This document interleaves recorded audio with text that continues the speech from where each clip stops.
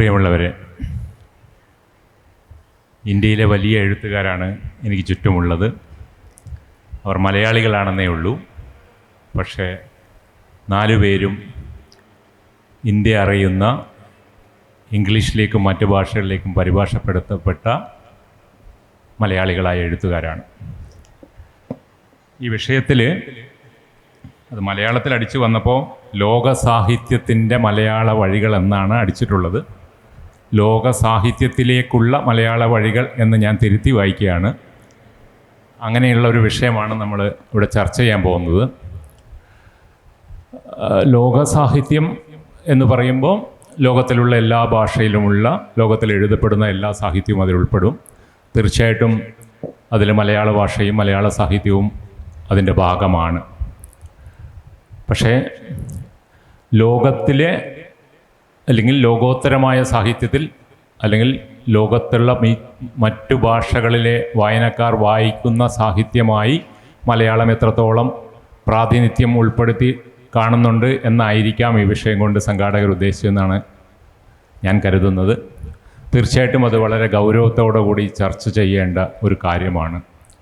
അടിസ്ഥാനപരമായി യൂണിവേഴ്സൽ ആവുക ഒരു സൃഷ്ടി, അങ്ങനെ ഭാഷയുടെയും സംസ്കാരത്തിൻ്റെയും അതിർവരമ്പുകളെ മറികടന്നുകൊണ്ട് ലോകത്തെമ്പാടുമുള്ള വായനക്കാരിലേക്ക് അത് എത്തുകയും അവരുടെ ആസ്വാദനത്തിൽ അത് ഉൾപ്പെടുകയും അവരെ ഏതെങ്കിലും രീതിയിൽ വിസ്മയിപ്പിക്കുകയോ പ്രകോപിപ്പിക്കുകയോ ഒക്കെ ചെയ്യുമ്പോഴാണ് അത് അടിസ്ഥാനപരമായി നമ്മൾ ലോക സാഹിത്യം എന്ന് പറയുന്നത്.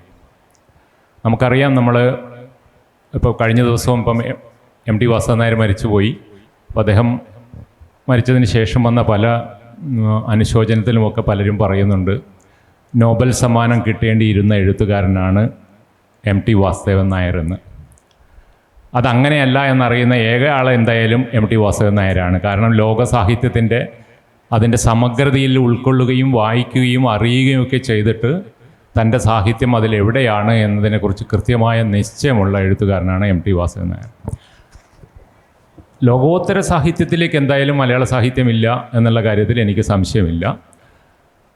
പക്ഷേ പല കാരണങ്ങൾ കൊണ്ട് ലോകത്തിൻ്റെ ശ്രദ്ധയിലേക്ക് മലയാള സാഹിത്യം ഇപ്പോഴുള്ളതിനേക്കാൾ വരേണ്ടതുണ്ട്. അതിനുള്ള പ്രാതിനിധ്യവും മലയാള സാഹിത്യത്തിനുണ്ട് എന്നും ഞാൻ അതോടൊപ്പം ചേർത്ത് പറയാം. സാഹിത്യം എന്ന് പറയുന്നതിൻ്റെ അംഗീകാരം, സാഹിത്യം എന്ന് പറയുന്നത് ലോകത്തെമ്പാടും അംഗീകാരം നേടുക എന്നുള്ളതിന് പല പാരാമീറ്റേഴ്സ് ഉണ്ട്. പലപ്പോഴും നമ്മൾ പറയാറുണ്ട്, ഇപ്പം നോബൽ സമ്മാനം കിട്ടുക എന്നൊക്കെ പറയുന്നത് വലിയ കാര്യമായിട്ട് കണക്കാക്കാറുണ്ട്. പക്ഷേ നോബൽ സമ്മാനം കിട്ടാത്ത എത്രയോ മികച്ച കൃതികൾ ലോകത്തിലെ പല ഭാഷകളിലും ഉണ്ടെന്ന് എല്ലാവർക്കും അറിയാം.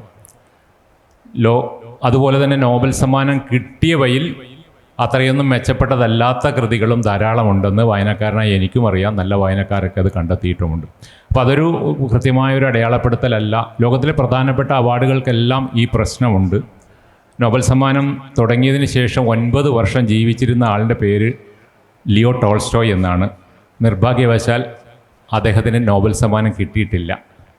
അതുപോലെ മാർസൽ പ്രൂസ്റ്റ്, വളരെ പ്രഖ്യാതരായ ബോർഹസ്, അങ്ങനെ ലോകം ഇന്നും 100 വർഷങ്ങൾക്ക് ശേഷവും വളരെ സ്നേഹത്തോടുകൂടിയും ആദരവോടുകൂടിയും കാണുകയും വായിക്കുകയും ആസ്വദിക്കുകയും സ്വാധീനം ചെലുത്തുകയും ചെയ്യുന്ന മഹത്തായ ഗ്രന്ഥങ്ങൾ രചിച്ച പലർക്കും ഈ പറയുന്ന പ്രഖ്യാത അവാർഡുകളൊന്നും കിട്ടിയിട്ടില്ല. അപ്പോൾ അതൊന്നും അതിൻ്റെ യഥാർത്ഥ പാരാമീറ്റർ അല്ല എന്നുള്ളതാണ് അതിൻ്റെ അടിസ്ഥാനം. പലപ്പോഴും മുകുന്ദൻ ചിലപ്പോൾ അത് പറയാൻ പറ്റുമായിരിക്കും, നോബൽ സമ്മാനം കിട്ടുന്നതിനുള്ള പ്രാഥമികമായ ഒരു കാര്യമായിട്ട് പലരും പറയാറുണ്ട്, അത് ഫ്രഞ്ച് ഭാഷയിൽ മിനിമം പരിഭാഷപ്പെടുത്തിയിരിക്കണം, എങ്കിൽ മാത്രമേ അവരുടെ ശ്രദ്ധയിൽ പോലും വരുള്ളൂ എന്ന് പറയാറുണ്ട്. അപ്പോൾ എന്തുകൊണ്ടാണ് മലയാള സാഹിത്യം, ആദ്യത്തെ ചോദ്യം അതല്ല, ഈ പറയുന്ന വിഷയത്തിൽ ഇവരുടെ അഭിപ്രായം നമുക്ക് ആദ്യം എടുക്കാം. അത് കഴിഞ്ഞത് എന്തുകൊണ്ട് എന്നുള്ള ചോദ്യത്തിലേക്ക് വരാൻ തോന്നുന്നു. ലോക സാഹിത്യത്തിലേക്കുള്ള മലയാള സാഹിത്യത്തിൻ്റെ വഴികൾ എന്ന വിഷയത്തെക്കുറിച്ച് മുകുന്ദേട്ടൻ്റെ ഒരു അഭിപ്രായം അറിഞ്ഞുകൊണ്ട് തുടങ്ങാൻ. പിന്നെ ആദ്യം തന്നെ നമ്മൾ സമ്മതിക്കേണ്ട ഒരു കാര്യമുണ്ട്. അത് നമ്മുടെ നോവൽ സാഹിത്യം വളരെ മുമ്പോട്ട് പോയിട്ടുണ്ട്. അത് ചുരുങ്ങിയ കാലം കൊണ്ട് വളരെയധികം മുമ്പോട്ട് പോയിട്ടുണ്ട് എന്ന് വിശ്വസിക്കുന്ന ഒരാളാണ് ഞാൻ. അതിന് നമുക്ക് ഒരു ഉദാഹരണം പറയാം. അത് ഈ JCB പുരസ്കാരമാണ്. ഇപ്പോഴും നമ്മുടെ നാട്ടിലെ, നമ്മുടെ രാജ്യത്തെ ഏറ്റവും വലിയ പുരസ്കാരമാണ് JCB. അപ്പം അത് ഒരു JCB പുരസ്കാരം ലഭിക്കുമ്പോൾ സംഭവിക്കുന്നത് നമ്മൾ നമ്മുടെ ഭാഷയുടെയും അതുപോലെ തന്നെ നമ്മുടെ നാട്ടിൻ്റെയും രാജ്യത്തിൻ്റെയും തന്നെ അതിരുകൾ ഭേദിച്ച് പുറത്ത് പോകുന്നു എന്നുള്ളതാണ്. നമ്മൾ മറ്റ് രാജ്യങ്ങളിൽ ശ്രദ്ധിക്കപ്പെടുന്നുള്ളതാണ്. ഇപ്പോൾ JCB പുരസ്കാരം 5 വർഷത്തിനുള്ളിൽ 3 തവണ ലഭിച്ചത് നമ്മൾ മലയാളികൾക്കാണ്. ഒരാൾ ഇവിടെ ഇരുന്നുണ്ട്, ബെന്യാമിൻ. അപ്പോൾ 5 വർഷത്തിനുള്ളിൽ 3 തവണ നമുക്ക് ലഭിച്ചു. പലരും പിന്നെ ഷോർട്ട് ലിസ്റ്റ് ചെയ്യപ്പെട്ടു. ഇവിടെ ഷീല ടോമി ഇരിക്കുന്നുണ്ട്, ഷോർട്ട് ലിസ്റ്റ് ചെയ്യപ്പെട്ടു. അപ്പോൾ അതിൽ നിന്ന് നമ്മൾ മനസ്സിലാക്കുന്നത് നമ്മുടെ പിന്നെ നോവൽ സാഹിത്യം മുമ്പോട്ട് പോയിട്ടുണ്ടെന്നുള്ളതാണ്. ഇപ്പോൾ JCB കിട്ടുന്നത് കൊണ്ട് അല്ലെങ്കിൽ ഷോർട്ട് ലിസ്റ്റ് ചെയ്യപ്പെടുന്നതുകൊണ്ട് നമ്മുടെ സാഹിത്യം മുമ്പോട്ട് പോയി എന്ന് നമ്മൾ ധരിക്കരുത്. അത് പക്ഷേ പല കാരണങ്ങളിൽ ഒന്നാണിത്. ആദ്യമായിട്ട് നമ്മൾ മനസ്സിലാക്കേണ്ടത് ഇപ്പോൾ ജ്ഞാനപീഠ പുരസ്കാരം എന്നുള്ളത് അത് പിന്നെ റൊട്ടേഷനിൽ ഇങ്ങനെ വരുന്നതാണ് കേട്ടോ. ഓരോ ഭാഷയ്ക്ക് ഇങ്ങനെ കൊടുത്ത് വന്നു നമ്മുടെ ഊഴം വരും മലയാളത്തിൻ്റെ. അപ്പം നോക്കും ആരൊക്കെയാണ് അവിടെ ഉള്ളത് എന്നുള്ളത്. ആ ആൾക്കാണ് ഒരാളെ അതിൽ നിന്ന് പിക്കപ്പ് ചെയ്യുന്നു, അയാൾക്ക് കൊടുക്കുന്നു. പക്ഷേ JCB പുരസ്കാരം അങ്ങനെയല്ല. 250-300 പുസ്തകങ്ങൾ, അതിൽ പലതും ഇംഗ്ലീഷിൽ എഴുതുന്നവരാണ്, നേരിട്ട് ഇംഗ്ലീഷിൽ എഴുതുന്നവരാണ്. അപ്പം മറ്റ് ഭാഷകളിൽ നിന്ന് വരുന്ന വിവർത്തനങ്ങൾ, ഇതെല്ലാം കൂടി ഒരു 250-300 പുസ്തകങ്ങളോട് മത്സരിച്ചിട്ടാണ് നമ്മൾക്കൊരാൾക്ക് ഇപ്പം ബെന്യാമിന് JCB പുരസ്കാരം കിട്ടിയത്, അല്ലെങ്കിൽ ഹരീഷിന് JCB പുരസ്കാരം കിട്ടിയത്. അപ്പോൾ അതിൽ നിന്ന് മനസ്സിലാക്കേണ്ടത് JCB പുരസ്കാരം നമുക്കൊരു മാനദണ്ഡമായി എടുക്കാമെന്നുള്ളതാണ്. എങ്ങനെയാണ് നമ്മൾ അളക്കുക നമ്മുടെ സാഹിത്യം പിന്നെ വിശ്വസാഹിത്യമായി മാറുന്നു എന്ന്, അതിനുള്ള മാനദണ്ഡം എന്താണെന്നതിലാണ്. അതിലൊന്ന് വേണമെങ്കിൽ നമുക്ക് ഈ പുരസ്കാരത്തെ കാണാം. മറ്റൊന്ന്, നമ്മുടെ ഒരു നോവൽ വിശ്വസാഹിത്യമായി മാറുന്നത് മറ്റ് രാജ്യക്കാർ നമ്മുടെ നോവൽ വായിക്കുമ്പോഴാണ്, മറ്റ് ഭാഷക്കാർ. ഞാൻ എഴുതുന്ന അല്ലെങ്കിൽ നമ്മുടെ മലയാളത്തിൽ ആരെങ്കിലും എഴുതുന്ന ഒരു നോവല് ഇപ്പോൾ ഇംഗ്ലണ്ടിലോ ഫ്രാൻസിലോ അമേരിക്കയിലോ ഉള്ള അല്ലെങ്കിൽ കൊറിയയിലുള്ള ആളുകൾ വായിക്കുമ്പോഴാണ് ആ ഒരു പുസ്തകം വിശ്വസാഹിത്യമായി മാറുന്നത്. പക്ഷെ നമ്മൾ എപ്പോഴും പറയാറുണ്ട്, നമ്മുടെ എല്ലാ സാഹിത്യകാരന്മാരെക്കുറിച്ച് നമ്മൾ പറയാറുണ്ട് വിശ്വസാഹിത്യകാരൻ. ഏതെങ്കിലും ഒരു സാഹിത്യകാരൻ മരിച്ചു കഴിഞ്ഞാൽ പറയും വിശ്വസാഹിത്യകാരൻ മരിച്ചു, വിട പറഞ്ഞു എന്നുള്ളത്. അങ്ങനെ ഒരു വിശ്വസാഹിത്യകാരൻ ഇവിടെ ഉണ്ടായിട്ടില്ല എൻ്റെ അഭിപ്രായത്തിൽ കേട്ടോ. അത് എനിക്കറിയില്ല, എനിക്ക് തോന്നിയിട്ടില്ല. അതിന് പല കാരണങ്ങളുണ്ട്. നമ്മുടെ അതെനിക്കൊന്ന് പിന്നീട് ചർച്ച ചെയ്യേണ്ടതാണ്, എന്തുകൊണ്ടാണ് അതിൻ്റെ ഘടനാപരമായിട്ടുള്ള കാര്യങ്ങൾ. അതെ. അപ്പോൾ ഇപ്പോഴും നമ്മൾ മനസ്സിലാക്കേണ്ടത് പിന്നെ ഈ ഒരു JCB ഒരു മാനദണ്ഡമായി എടുക്കുക, അല്ലെങ്കിൽ മറ്റു രാജ്യക്കാർ നമ്മുടെ പുസ്തകങ്ങൾ വായിക്കുന്നുണ്ടോ ഇല്ലയോ എന്നുള്ളൊരു അന്വേഷണം. ഇതൊക്കെ വെച്ചുകൊണ്ട് നമ്മൾ നോക്കുമ്പോൾ നമുക്ക് പറയാം നമ്മൾ മുമ്പോട്ട് പോയിട്ടുണ്ട് എന്നുള്ളത്. വളരെ മുമ്പോട്ട് പോയിട്ടുണ്ട്. നമുക്കിപ്പോൾ ഈ JCB പുരസ്കാരം കിട്ടിയിട്ടുള്ള പല പുസ്തകങ്ങളും പിന്നെ നമുക്ക് UK-ലും ചിലപ്പോൾ അമേരിക്കയിൽ തന്നെ ബാൺസിൻ്റെ നോവലിലൊക്കെ കണ്ടതായി എന്നോട് ആളുകൾ പറഞ്ഞു. ഞാൻ കണ്ടിട്ടില്ല. ഞാൻ ബാൺസൺ നോവലിൽ പോയപ്പോൾ ഒരു പുസ്തകം കണ്ടിട്ടുള്ളൂ, അത് പെരുമാൾ മുരുകൻ്റെ പുസ്തകമാണ്. പക്ഷേ ഈയിടെ എന്നോട് ആരോ പറഞ്ഞു നമ്മുടെയൊക്കെ പുസ്തകങ്ങൾ ഇങ്ങനെ വരുന്നുണ്ട്, JCB കിട്ടിയിട്ടുള്ള പുരസ്കാരങ്ങൾ കിട്ടിയിട്ടുള്ള പിന്നെ ഈ നോവലുകൾ അമേരിക്കയിലെ ചില പ്രധാനപ്പെട്ട ബുക്ക് സ്റ്റോറിലുണ്ടെന്നും ഒരാൾ എനിക്കതിൻ്റെ ഒരു പിക്ചറും അയച്ചു തന്നിരുന്നു. അപ്പോൾ അതിൽ നിന്ന് മനസ്സിലാക്കേണ്ടത് നമ്മൾ വളരെയധികം മുമ്പോട്ട് പോയിട്ടുണ്ട്. ഈ മുമ്പോട്ട് പോയിട്ടുള്ളത് പുരസ്കാരം കാരണമാണോ അല്ലെങ്കിൽ നമ്മുടെ നോവലിൻ്റെ കരുത്ത് കാണോ എന്നുള്ളത് അത് വേറൊരു ചർച്ചയുണ്ട്. നമ്മൾ എന്തുകൊണ്ട് എന്നുള്ള ചോദ്യത്തിലേക്ക് വരണം.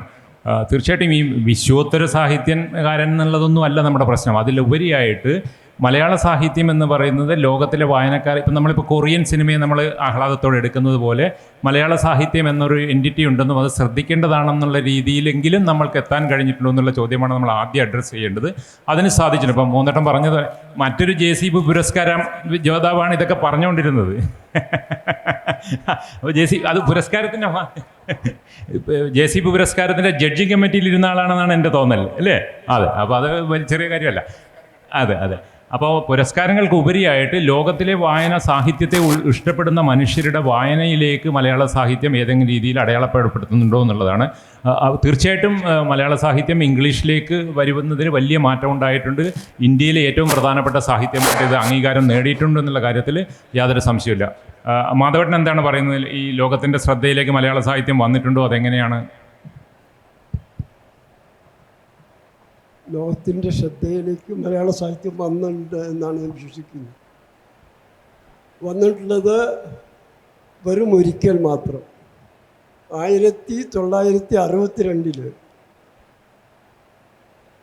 നാരായണ മേനോൻ, VK നാരായണ മേനോൻ ആ തകഴിയുടെ ചെമ്മീൻ ട്രാൻസ്ലേറ്റ് ചെയ്തപ്പോൾ അത് 1962 ഇംഗ്ലീഷിൽ പബ്ലിഷ് ചെയ്യുന്നത്. ചെമ്മീൻ പുറത്തിറങ്ങുന്ന 56 അത് പബ്ലിഷ് ചെയ്തത് വിക്ടർ ഗോൺസാലസ് എന്ന് പറഞ്ഞ ഇംഗ്ലീഷ് പബ്ലിഷറും ഹാർപ്പർ ആൻഡ് റോ എന്ന് പറഞ്ഞ അമേരിക്കൻ പബ്ലിഷർ. ഇത് രണ്ടും രണ്ട് ഭാഷയാണ്, ഇംഗ്ലീഷും അമേരിക്കനും. തുടർന്നുള്ള 40 ആഴ്ച ന്യൂയോർക്ക് ടൈംസിൻ്റെ ബെസ്റ്റ് സെല്ലറിൽ ചെമ്മീനുണ്ടായിരുന്നു. അപ്പോൾ അതിൽ ഒരു 3 കോളം റിവ്യൂ അത് ഞാൻ വളരെ കാലത്തിന് ശേഷം ഞാൻ വായിച്ചപ്പോൾ അതിലൊരു സെൻറ്റൻസ് പറയുന്നുണ്ട്. എങ്ങനെ ഇന്ത്യയിൽ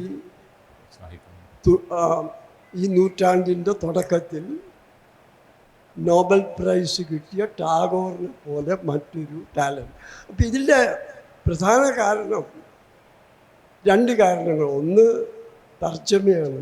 കാരണം മലയാളം ഒരു വിശ്വഭാഷയല്ല. മലയാളത്തിൽ വിശ്വഭാഷ ശ്രീ മുകുന്ദനാണ്. അദ്ദേഹം ഫ്രഞ്ച് പൗരനായിട്ടാണ് ജനിച്ചത്. അപ്പം അതിൽ കൂടുതൽ മലയാളത്തിനില്ല. അപ്പോൾ തർജ്ജമ ഇപ്പം ടാഗോറിൻ്റെ കേസ് തന്നെ എടുക്കപ്പോൾ ടാഗോർ ഗീതാഞ്ജലി സ്വയം ഇംഗ്ലീഷിലേക്ക് ട്രാൻസ്ലേറ്റ് ചെയ്ത് WB യേറ്റ്സിനെ കാണിച്ചതിന് ശേഷമാണ് നോബൽ പ്രൈസ് കിട്ടിയത്. അപ്പോൾ 2 പ്രധാനമായിട്ടുള്ള പ്രശ്നങ്ങൾ എനിക്ക് തോന്നുന്നു. ഒന്ന് തർജ്ജമ, 2 പബ്ലിക്കേഷൻ. ഇപ്പം ഇറങ്ങുന്ന തർജ്ജമകളിൽ അതിൻ്റെ മാർക്കറ്റ് വെറും ഇന്ത്യ മാത്രമാണ്. അപൂർവമായിട്ട് എനിക്ക് തോന്നുന്നു മീരയുടെ മാത്രം. മീര UK പോയിട്ടുണ്ട്. ഇന്റർനാഷണൽ US എനിക്കറിയില്ല.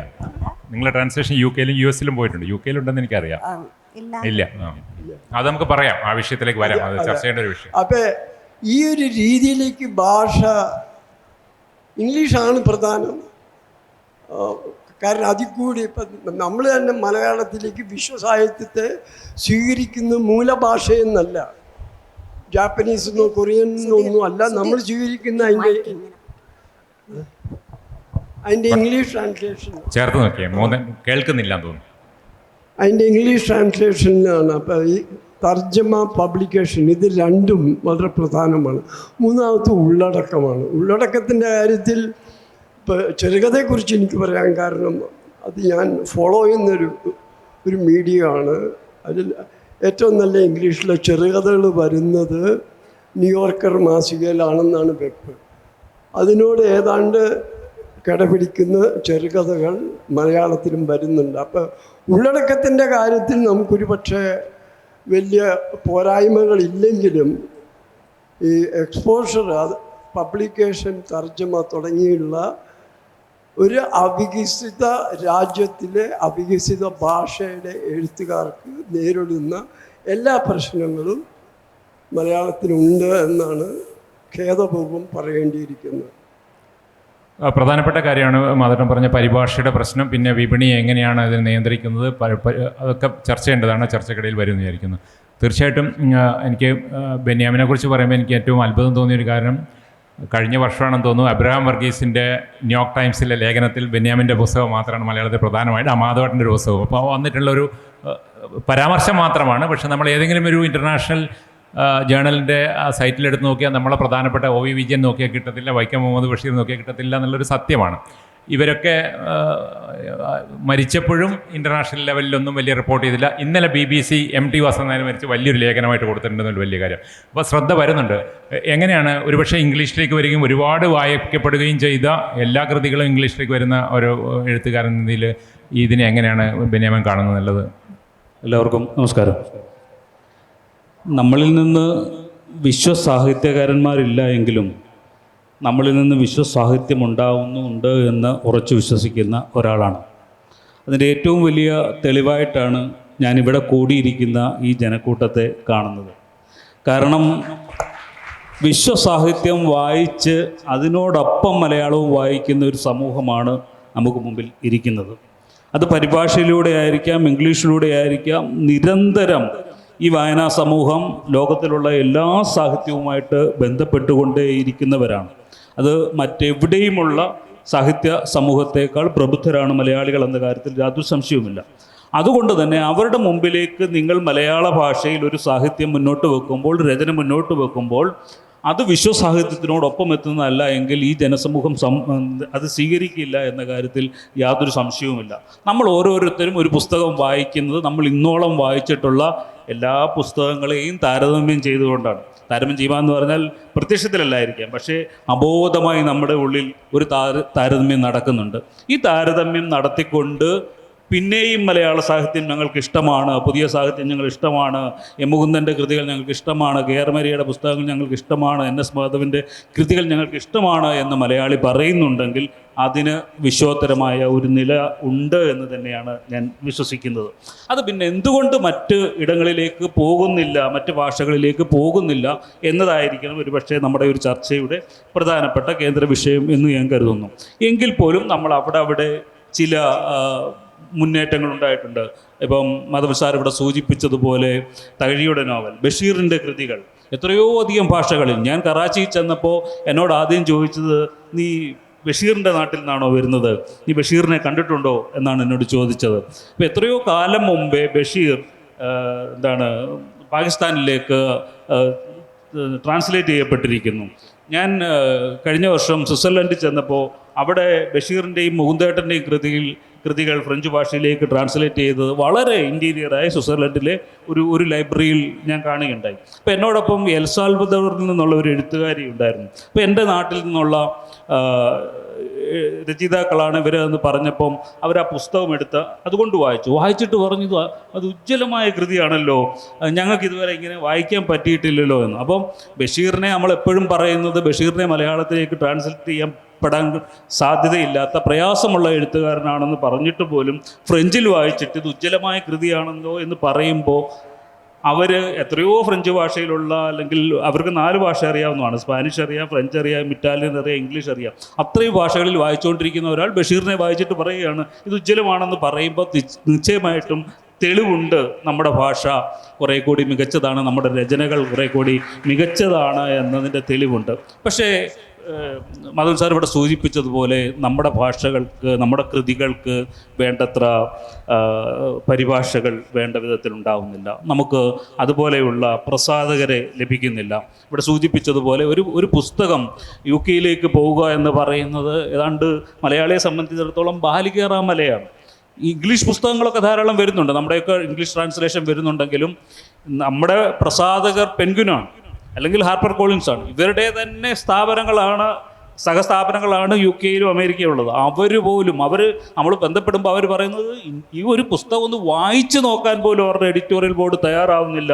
ഞങ്ങളുടെ പ്രധാനപ്പെട്ട കൃതിയാണ്, ഇവിടെ പ്രധാനപ്പെട്ട ചർച്ച ചെയ്യപ്പെട്ട കൃതിയാണ്, സിനിമ വന്ന കൃതിയാണ്, ആടുജീവിതത്തെക്കുറിച്ച് പറഞ്ഞാൽ സിനിമ വന്ന കൃതിയാണെന്ന് പറഞ്ഞിട്ട് പോലും അവരെ ഒന്ന് ഒരു തവണ വായിച്ചു നോക്കാൻ പോലും തയ്യാറാവുന്നില്ല എന്നുള്ളതാണ്. അത് ദീർഘകാലമായി നിലനിന്നിരുന്ന ഒരു ചിന്താപദ്ധതിയുടെ കുഴപ്പമാണ്. കാരണം ഇന്ത്യൻ സാഹിത്യം എന്ന് പറഞ്ഞാൽ അത് ഇന്ത്യൻ ഇംഗ്ലീഷിൽ എഴുതപ്പെടുന്ന സാഹിത്യം മാത്രമായിരുന്നു എന്നൊരു ധാരണ ഭയങ്കരമായിട്ട് ഉണ്ടായിട്ടുണ്ട് ഒരു ദീർഘകാലം. ഇപ്പോൾ VS നൈപ്പോളിനെ പോലെ, സൽമാൻ റുഷ്ദിയെ പോലെ ആൾക്കാരൊക്കെ അതിൻ്റെ പ്രചാരകരായിരുന്നു. അവർ നിരന്തരം ഇന്ത്യൻ ഭാഷകൾ മുഴുവൻ മോശമാണ്, ഇവിടെ നിന്ന് എഴുതുന്ന സാഹിത്യം മുഴുവൻ മോശമാണെന്ന് പറഞ്ഞുകൊണ്ട് ഇരുന്നതാണ്. പക്ഷെ വളരെ അടുത്ത കാലത്തായിട്ടാണ്, ഒരു 10 വർഷമായിട്ടായിരിക്കും ഒരു പക്ഷേ പ്രാദേശിക ഭാഷകളിൽ നല്ല കൃതികൾ ഉണ്ടാവുന്നുണ്ട് എന്ന ഒരു ബോധ്യം ഇന്ത്യയിലെ ഇംഗ്ലീഷ് പ്രസാധകർക്ക് പോലും ഉണ്ടായി തുടങ്ങിയിട്ടുള്ളത്. അതൊരു ചെറിയ ചുവടുവെപ്പാണ്. അതിൻ്റെ ഒരു തുടർച്ചയായിട്ടാണ് ഒരു പക്ഷേ JCB പോലെ ഒരു പുരസ്കാരത്തിൽ നമ്മുടെ കൃതികളൊക്കെ പരാമർശിക്കപ്പെടുകയോ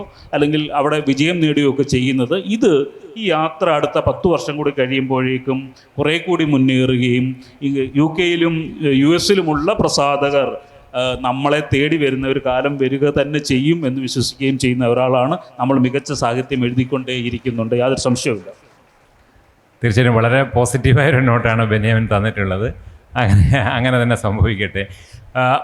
പല കാരണങ്ങളുണ്ട്. ഭാഷയുടെയോ രാജ്യത്തിൻ്റെയോ പരിമിതികൾക്കപ്പുറത്ത്, അല്ലെങ്കിൽ ആ പരിമിതികളെ അതിലംഘിച്ചുകൊണ്ട് വളരെ ചെറിയ ചുരുക്കം മനുഷ്യർ മാത്രം സംസാരിക്കുന്ന, അത്രയൊന്നും പ്രധാനപ്പെട്ടതല്ലാത്ത ലോകത്തിലെ രാജ്യങ്ങളിൽ നിന്നും ഭാഷകളിൽ നിന്നും വലിയ രീതിയിൽ അംഗീകാരം കിട്ടിയ കൃതികൾ ഉണ്ടായിട്ടുണ്ട്.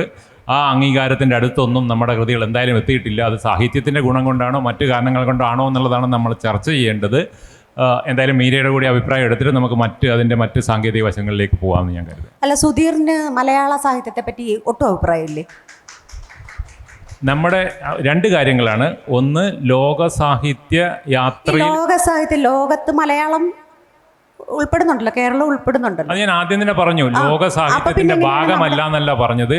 ലോകത്തിലെ വായനക്കാർ വളരെ പ്രതീക്ഷയോടുകൂടി കാത്തിരിക്കുന്ന, ഞാൻ നേരത്തെ പറഞ്ഞ പോലെ കൊറിയൻ സിനിമ എന്ന് നമ്മൾ പറയുന്നത് പോലെ മറ്റ് ഭാഷകളിലുള്ള എഴുത്തുകൾ സ്വീകരിക്കപ്പെടുന്നത് പോലെ മലയാളത്തിലെ സാഹിത്യത്തെ അന്വേഷിക്കുന്ന ഒരു കാലം ആണോ നമ്മൾ ജീവിക്കുന്നതാണ് എൻ്റെ ചോദ്യം. അതിൽ മലയാളത്തെ ഇനി അന്വേഷിക്കും. എന്തുകൊണ്ടാണ് സംഭവം എന്നറിയാമോ? ഇപ്പോൾ ബെന്യാമിനൊക്കെ പറഞ്ഞു ഇനി 10 കൊല്ലത്തിനകം മാറ്റങ്ങൾ വരുമെന്ന്. എന്തുകൊണ്ടാണ് ഞാൻ ഭാവിയെക്കുറിച്ചേ അല്ല പറയുന്നത്, നിലവിലുള്ള അവസ്ഥയിൽ നമ്മൾ എവിടെ നിൽക്കുന്നു എന്നുള്ള അന്വേഷണം അതൊക്കെ വരാം, നമുക്ക് മറ്റതിലേക്കൊക്കെ വരാം.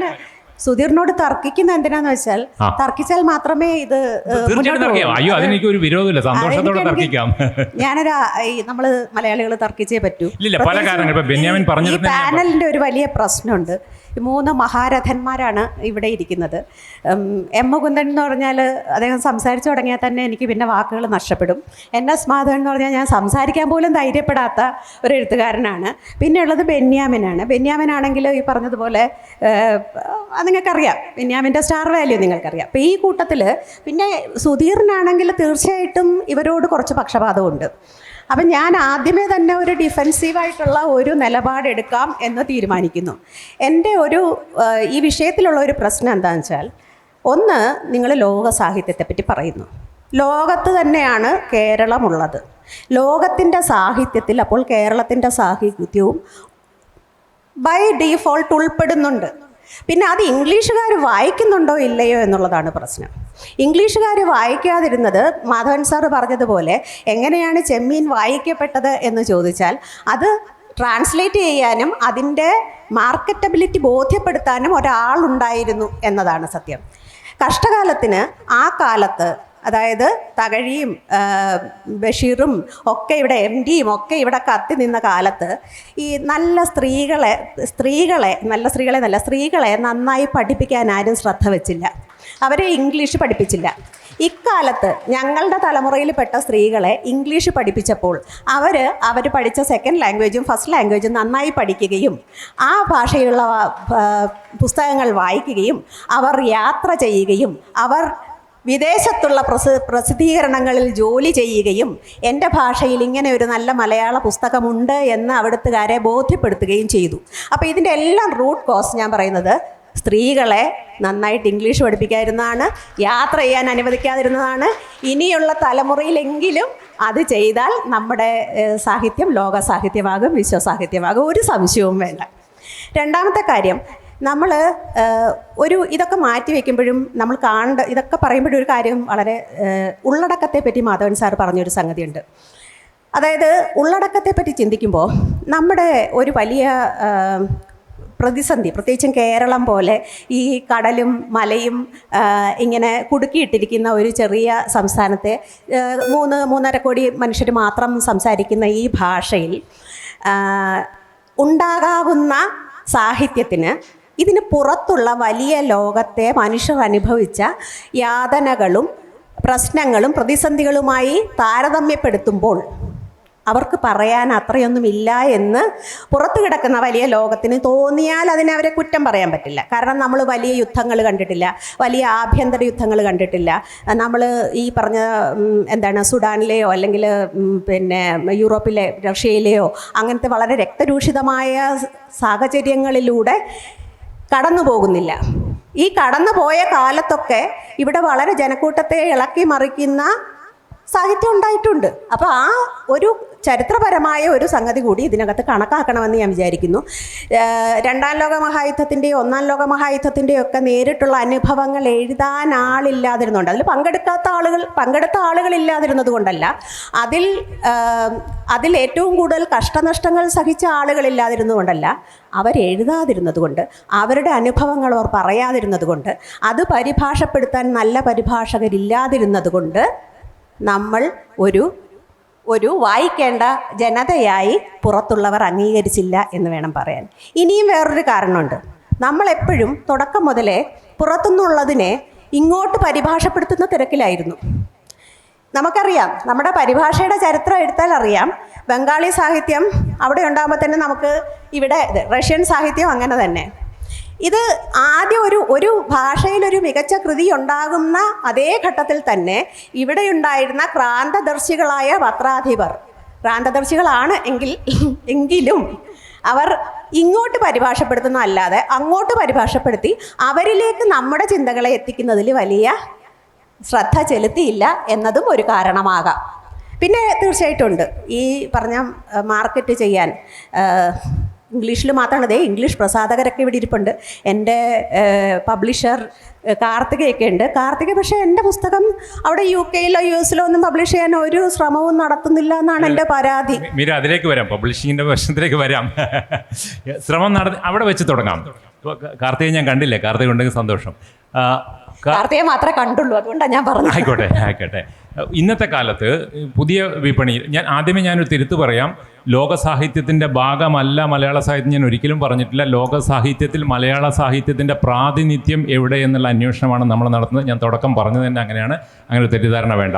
ആ പ്രാതിനിധ്യത്തെക്കുറിച്ച് മാത്രമേ, അതാണ് ഇവരോട് ചർച്ച ചെയ്യേണ്ടത്. ആ പ്രാതിനിധ്യത്തിന് എന്തുകൊണ്ട് സാധിച്ചില്ല എന്നുള്ളത്, അത് നേരത്തെ പറഞ്ഞ ഉള്ളടക്കത്തിൻ്റെ പ്രശ്നമാണോ, നമ്മൾ വിപണിയുമായിട്ടുള്ള നമ്മുടെ സന്ധിചേരലിൻ്റെ പ്രശ്നമാണോ, പരിഭാഷയുടെ പ്രശ്നമാണോ എന്നുള്ളതൊക്കെയാണ് ചിന്തിക്കേണ്ടത്.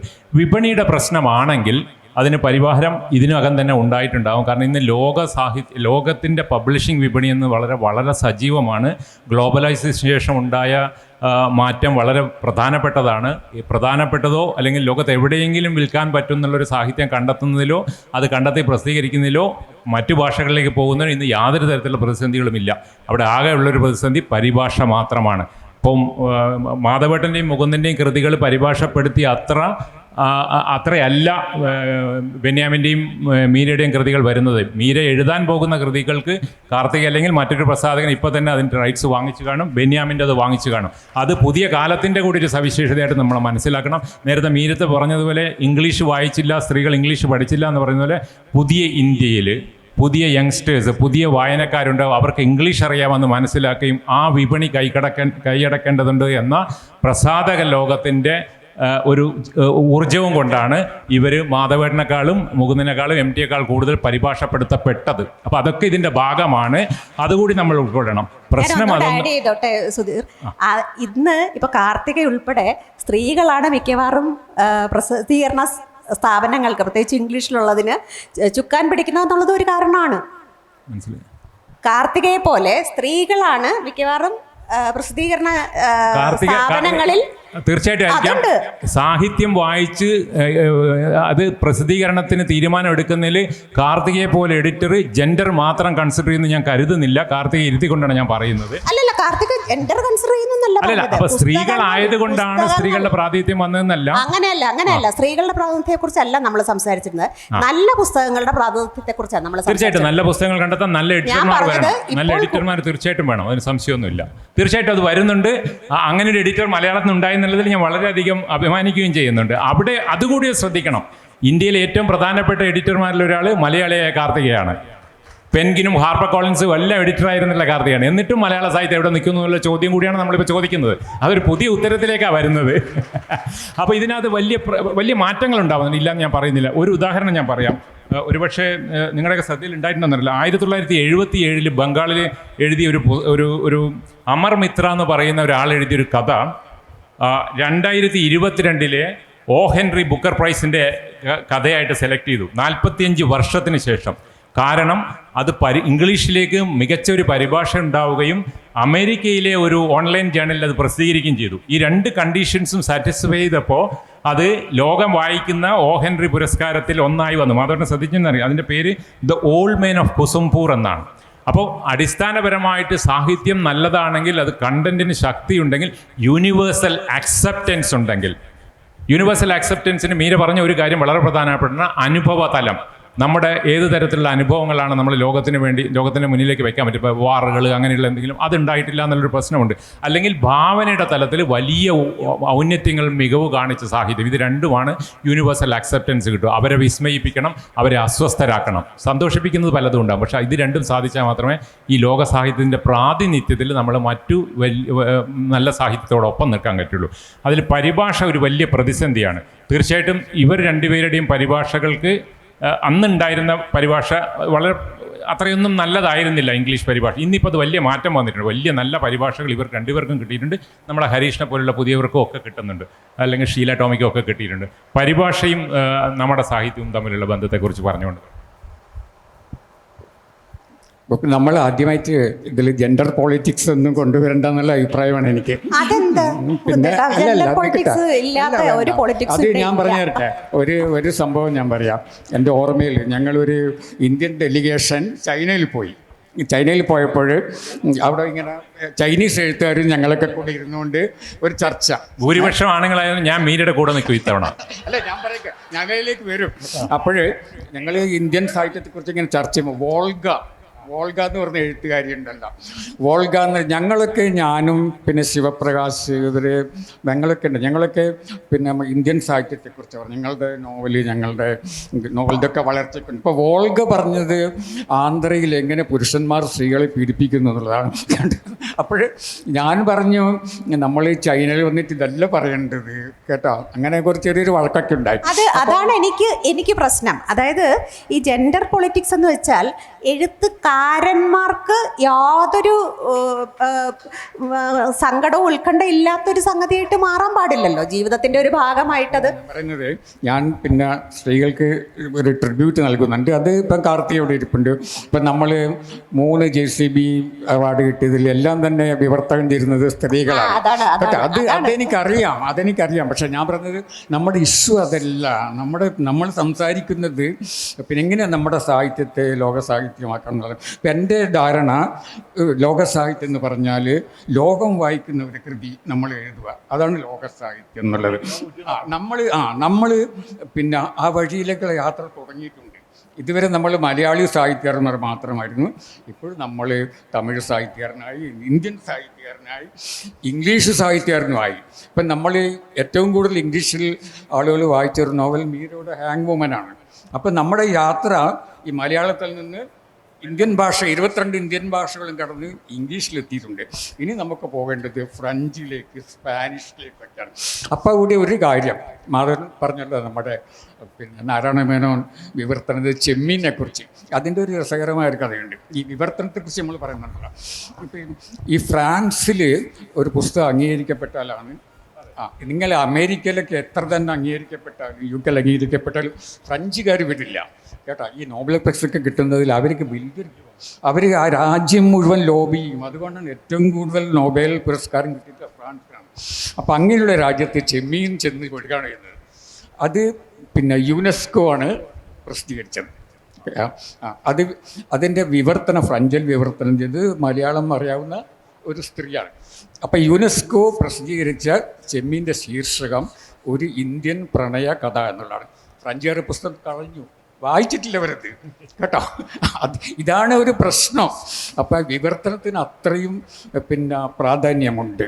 അപ്പം അതുപോലെ തന്നെയാണ് നമ്മൾ കാണാത്ത പല കാര്യങ്ങളുണ്ട്. നമ്മൾ പറയും ലോക സാഹിത്യം എന്നൊക്കെ, പക്ഷെ അതിൽ വിപണിയുടെ വലിയൊരു റോളുണ്ട്, അതിൻ്റേതായിട്ടുള്ളൊരു ഡൈനാമിക്സ് ഉണ്ട്. അതിന് ഞാനൊരു ഉദാഹരണം പറഞ്ഞുതരാം. ഇപ്പം അരുന്ധതി റോയുടെ നോവല് വലിയ വിജയമായപ്പോൾ, ഇപ്പം അതുവരെ ഫ്രഞ്ചുകാർക്ക്, ഈ ഫ്രഞ്ച് പ്രസാധകർക്കൊക്കെ ഇന്ത്യ എന്ന് പറയുന്ന ഒരു പുച്ഛമാണ് അവർക്ക് കേട്ടോ. നമ്മുടെ എഴുത്തിനൊന്നും അവർ അംഗീകരിക്കില്ല.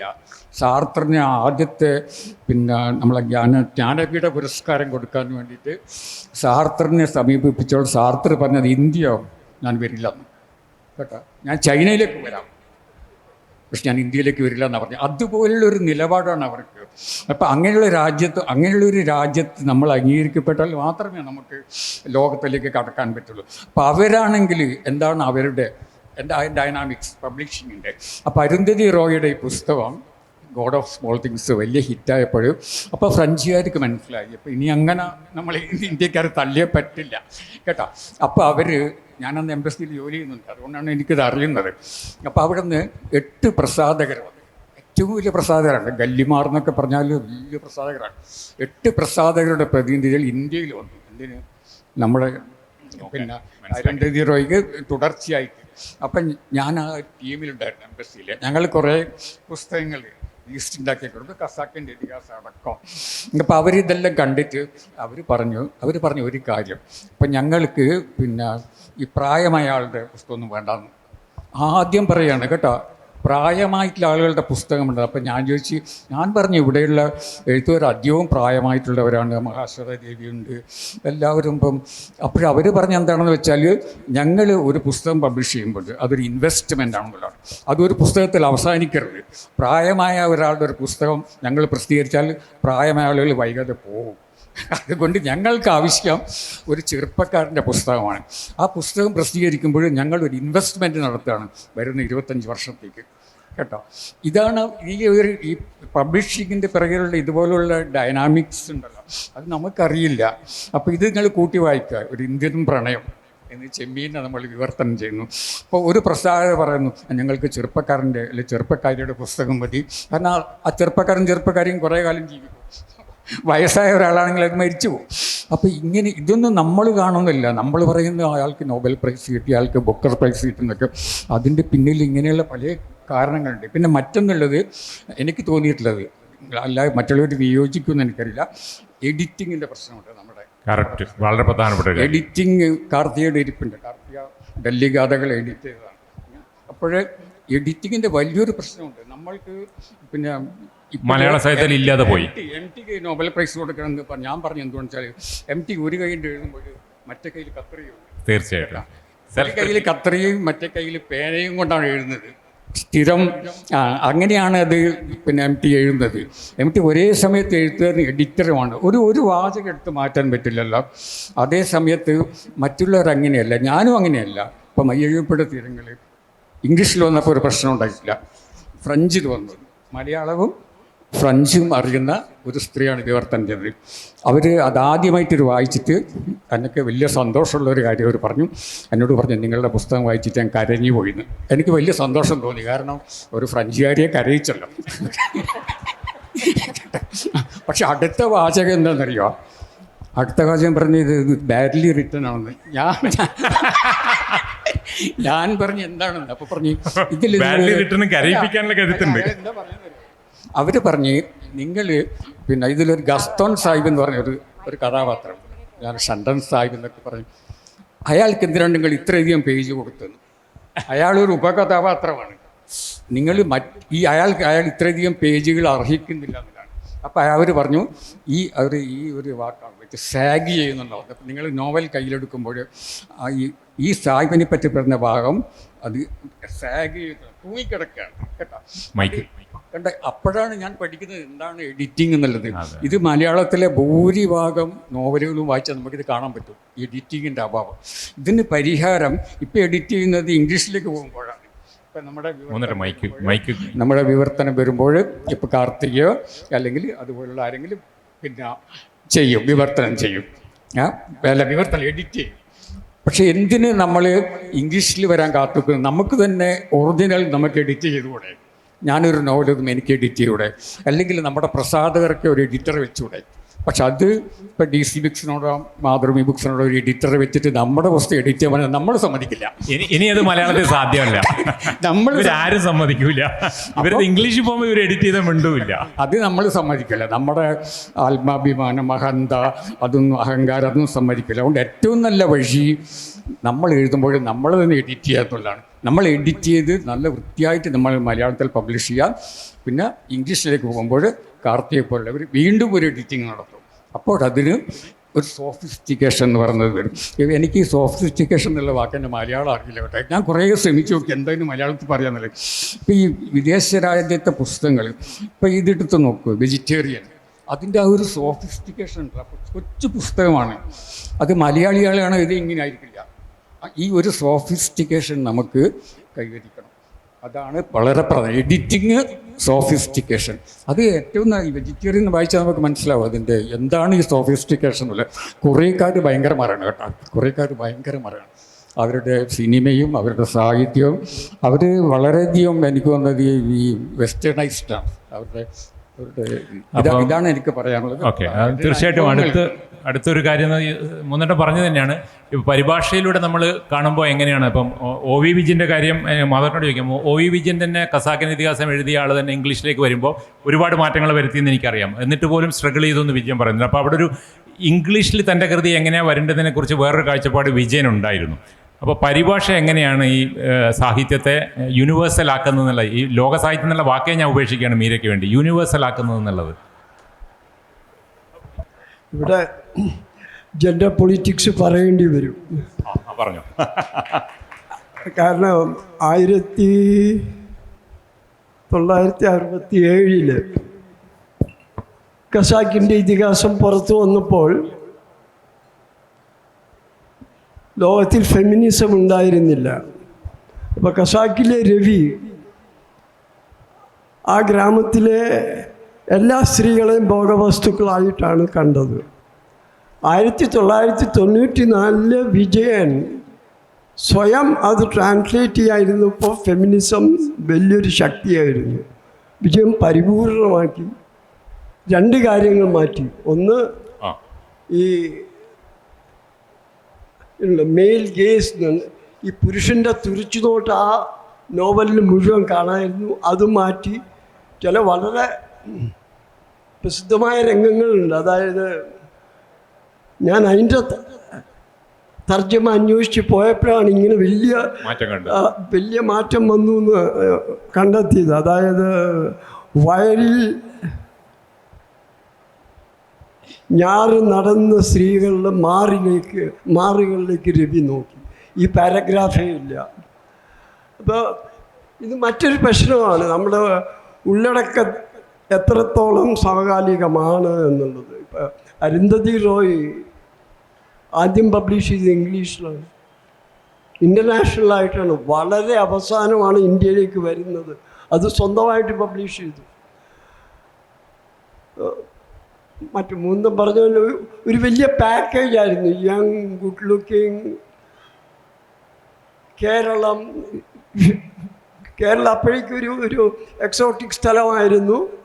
ഇതെല്ലാം കൂടി വിപണി ചെയ്യപ്പെടാൻ പറ്റും. ഞാൻ അതിൻ്റെ സാഹിത്യ ഗുണം മോശമെന്നല്ല പറയുന്നത്, പക്ഷേ ഒരു പ്രസാധകൻ്റെ കാഴ്ചപ്പാട് നോക്കിയാൽ ഇത് വിപണി യോഗ്യമായ ഒരു പ്രോഡക്റ്റ് ആണെന്ന് അവർക്ക് തോന്നുകയും അത് ക്ലിക്ക് ചെയ്യുകയും ചെയ്തു. ഞാൻ സാഹിത്യത്തെ പരിപൂർണമായി മാറ്റി നിർത്തിക്കൊണ്ട് ഒരു കാര്യം, എന്തുകൊണ്ട് മലയാളത്തിലെ റാപ്പ് മ്യൂസിക് വിശ്വോത്തരമാണ്? ലോകത്തിലെ ആദ്യത്തെ 10-15 ഹിറ്റുകളിൽ ഇതിൽ 1-2 കേരള റാപ്പാണ്. ഹനുമാൻ കൈൻഡ് എന്ന് പറഞ്ഞാൽ ഇന്ന് ഏതാണ്ട് കുട്ടികളുടെ ഇടയിൽ ഇൻ്റർനാഷണലായി കഴിഞ്ഞു. ഇതെന്തുകൊണ്ട് നമ്മുടെ സാഹിത്യത്തിൽ സംഭവിച്ചില്ല? അല്ലെങ്കിൽ ഇങ്ങനെ സംഭവിച്ച വേറെ വല്ല സാഹിത്യവും ഉണ്ടോ എന്ന് അന്വേഷിക്കുക. ഇപ്പം മാർക്കസിനും ബോർഹസിനും ഒക്കെ മുമ്പ് ലാറ്റിൻ അമേരിക്കയിലെ സ്പാനിഷ് ഭാഷ വളരെ അവികസിതമായിരുന്നു. സ്പാനിഷ് എന്ന് പറഞ്ഞാൽ സ്പെയിനിലെ സ്പാനിഷ് ഭാഷയായിരുന്നു. എല്ലാ യൂണിവേഴ്സിറ്റികളിലും, അമേരിക്കയിലെ യൂണിവേഴ്സിറ്റിയിലും UK-യിലെ യൂറോപ്പിലെ എല്ലാ യൂണിവേഴ്സിറ്റിയിലും പഠിപ്പിച്ചിരുന്നത് സ്പെയിനിലെ സ്പാനിഷ് ആയിരുന്നു. ഇങ്ങനൊരു ഭാഷയുണ്ടെന്ന് ആൾക്കാർക്ക് അറിയായിരുന്നു. കുറേ ഇപ്പോൾ കൊളംബിയ എന്നൊക്കെ പറഞ്ഞാൽ എന്ത് സ്ഥലമാണെന്ന് പോലും ആൾക്കാർക്ക് അറിയില്ല. കുറേ ഡ്രഗ് ലോഡ്സും കുറേ മാഫിയയും കുറേ അക്രമകാരിയും. ഇവിടുന്ന് ആണ് ആദ്യമായിട്ട് 50കളിൽ ബോർഹസിൻ്റെ ഒരു കഥ ന്യൂയോർക്കറിൽ അച്ചടിച്ചു വരുന്നതിൽ ലോകശ്രദ്ധ ലാറ്റിൻ അമേരിക്കയിൽ പോയി പിന്നെ 100 years of solitude വരുത്തിയ വൻപിച്ച മാറ്റം. അപ്പം ഇതിൽ കുറേയൊക്കെ യാദൃച്ഛികതയുണ്ട്, കുറേയൊക്കെ വിപണിയുണ്ട്. എനിക്ക് തോന്നുന്ന ഒരു കാര്യം, ഇങ്ങനെ കാര്യങ്ങൾ അധികം മുന്നോട്ട് പോകുമെന്ന് എനിക്ക് തോന്നുന്നില്ല. ഈ ഇന്ത്യൻ മാർക്കറ്റ് മാത്രം നോക്കിക്കൊണ്ട് ഇംഗ്ലീഷ് പരിഭാഷകൾക്ക് ഒരു പരിമിതി മാർക്കറ്റ് തന്നെ നിശ്ചയിക്കാൻ സാധ്യതയുണ്ട് എന്നുള്ളതാണ്. കാരണം ഇത് വളരെ കേരളം വലിയ അഭൂതപൂർവമായ നേട്ടം നേടിയൊരു രംഗമാണ് ഇംഗ്ലീഷിൽ തർജ്ജമ. ഇപ്പോൾ പുസ്തകം എഴുതുമ്പോൾ അതിന് സമാന്തരമായിട്ട് തർജ്ജമയും നടക്കുന്നുണ്ട്. ഏതോ ഒരാൾ തർജ്ജമയെ വേണ്ടാന്ന് ചോദിച്ച് നേരിട്ട് ഇംഗ്ലീഷിലും പുസ്തകം എഴുതി. അപ്പം ഇത് വിപണിയെ ലാക്കാക്കിക്കൊണ്ടാണ് ഇംഗ്ലീഷിൽ അല്ലെങ്കിൽ മറ്റു ഭാഷകളിൽ ഇത് പ്രസിദ്ധീകരിക്കുന്നതെങ്കിൽ അതിന് വലിയ ഭാവിയില്ല. ഇതിൻ്റെ ഉള്ളടക്കം ജനങ്ങളെ ആവേശഭരിത, Latin America, Arundhati Roy, Malayali rap ജനങ്ങളെ ലോകം മുഴുവൻ, കാരണം ഇന്ന് ഇൻ്റർനെറ്റിൻ്റെ യുഗമാണ്, പെട്ടെന്ന് കത്തിപ്പടരും. ലോകം മുഴുവൻ അംഗീകരിക്കപ്പെടുന്ന ഉള്ളടക്കം ഇവിടുന്ന് തീർച്ചയായിട്ടും ഉണ്ടാകുന്നു. ബെന്യാമിനോട് ഞാൻ 100%, ഒരു 5 കൊല്ലമായിട്ട് ഞാൻ കുറയ്ക്കുന്നു, 10 വർഷം എന്ന് പറയുന്നത് തീർച്ചയായിട്ടും ഉണ്ടാകും. പക്ഷേ അത് സംഭവിച്ചിട്ടില്ല എന്നുള്ളതാണ് ഇപ്പോഴത്തെ സത്യം. അത് വളരെ പ്രധാനപ്പെട്ട കാര്യമാണ്. ഇപ്പോൾ എനിക്ക് തോന്നുന്നു എഡിറ്റിങ്ങിൻ്റെ കാര്യം അതോട്ട് പറഞ്ഞു. ഒരുപക്ഷെ ബെന്യാമിന് പറയാൻ പറ്റും. കാരണം ബെന്യാമിൻ മലയാളത്തിലുള്ള പുസ്തകം ഇംഗ്ലീഷിൽ വന്നപ്പോൾ അത് ഏത് തരത്തിലാണ് എഡിറ്റ് ചെയ്തത്, അതൊരു എക്സ്പീരിയൻസ് ആണ്. എഴുത്തുകാരനെ സംബന്ധിച്ചിടത്തോളം അവൻ എഡിറ്റിംഗ് ഇല്ലാത്ത ഒരു ഭാഷയിൽ എഴുതുകയും ആ കൃതി വലിയ രീതിയിൽ വായിക്കപ്പെടുകയും ചെയ്യുന്നു. അത് തന്നെ പ്രധാനപ്പെട്ട ഒരു ഇംഗ്ലീഷ് പബ്ലിഷർ എടുത്ത് പോകുമ്പം ആ പരിഭാഷയിലൂടെ അത് എഡിറ്റ് ചെയ്യപ്പെടുകയും ചെയ്യുമ്പോൾ ഇതിൻ്റെ ഒരു വ്യത്യാസം നമ്മളിലൊരു ചെറിയ ചലനം ഉണ്ടാക്കും. നമ്മൾ ചിന്തിക്കാൻ പ്രാപ്തിയാക്കും. MT എന്നോട് പറഞ്ഞിട്ടുണ്ട്, ഞാനൊരിക്കലും ട്രാൻസ്ലേഷനെ കുറിച്ച് ആലോചിക്കാത്തതെന്ന് വെച്ച് കഴിഞ്ഞാൽ ഈ ട്രാൻസ്ലേറ്റ് ചെയ്ത് വന്ന സാധനം അതിൻ്റെ പൂർണ്ണാർത്ഥത്തിൽ അതിൻ്റെ ശരിതെറ്റുകൾ മനസ്സിലാക്കാൻ എനിക്ക് പലപ്പോഴും പ്രയാസമാണ്. അതുകൊണ്ടാണ് ഞാനത് ചെയ്യാത്തത്. അപ്പോൾ അതുപോലെ എഴുത്തുകാരനും പരിഭാഷകനും തമ്മിലുള്ള ബന്ധം അതൊക്കെ പ്രധാനപ്പെട്ട. അതിലൊരു കാര്യം ഇത് പറഞ്ഞുകൊണ്ട് നമുക്ക് പോകാം.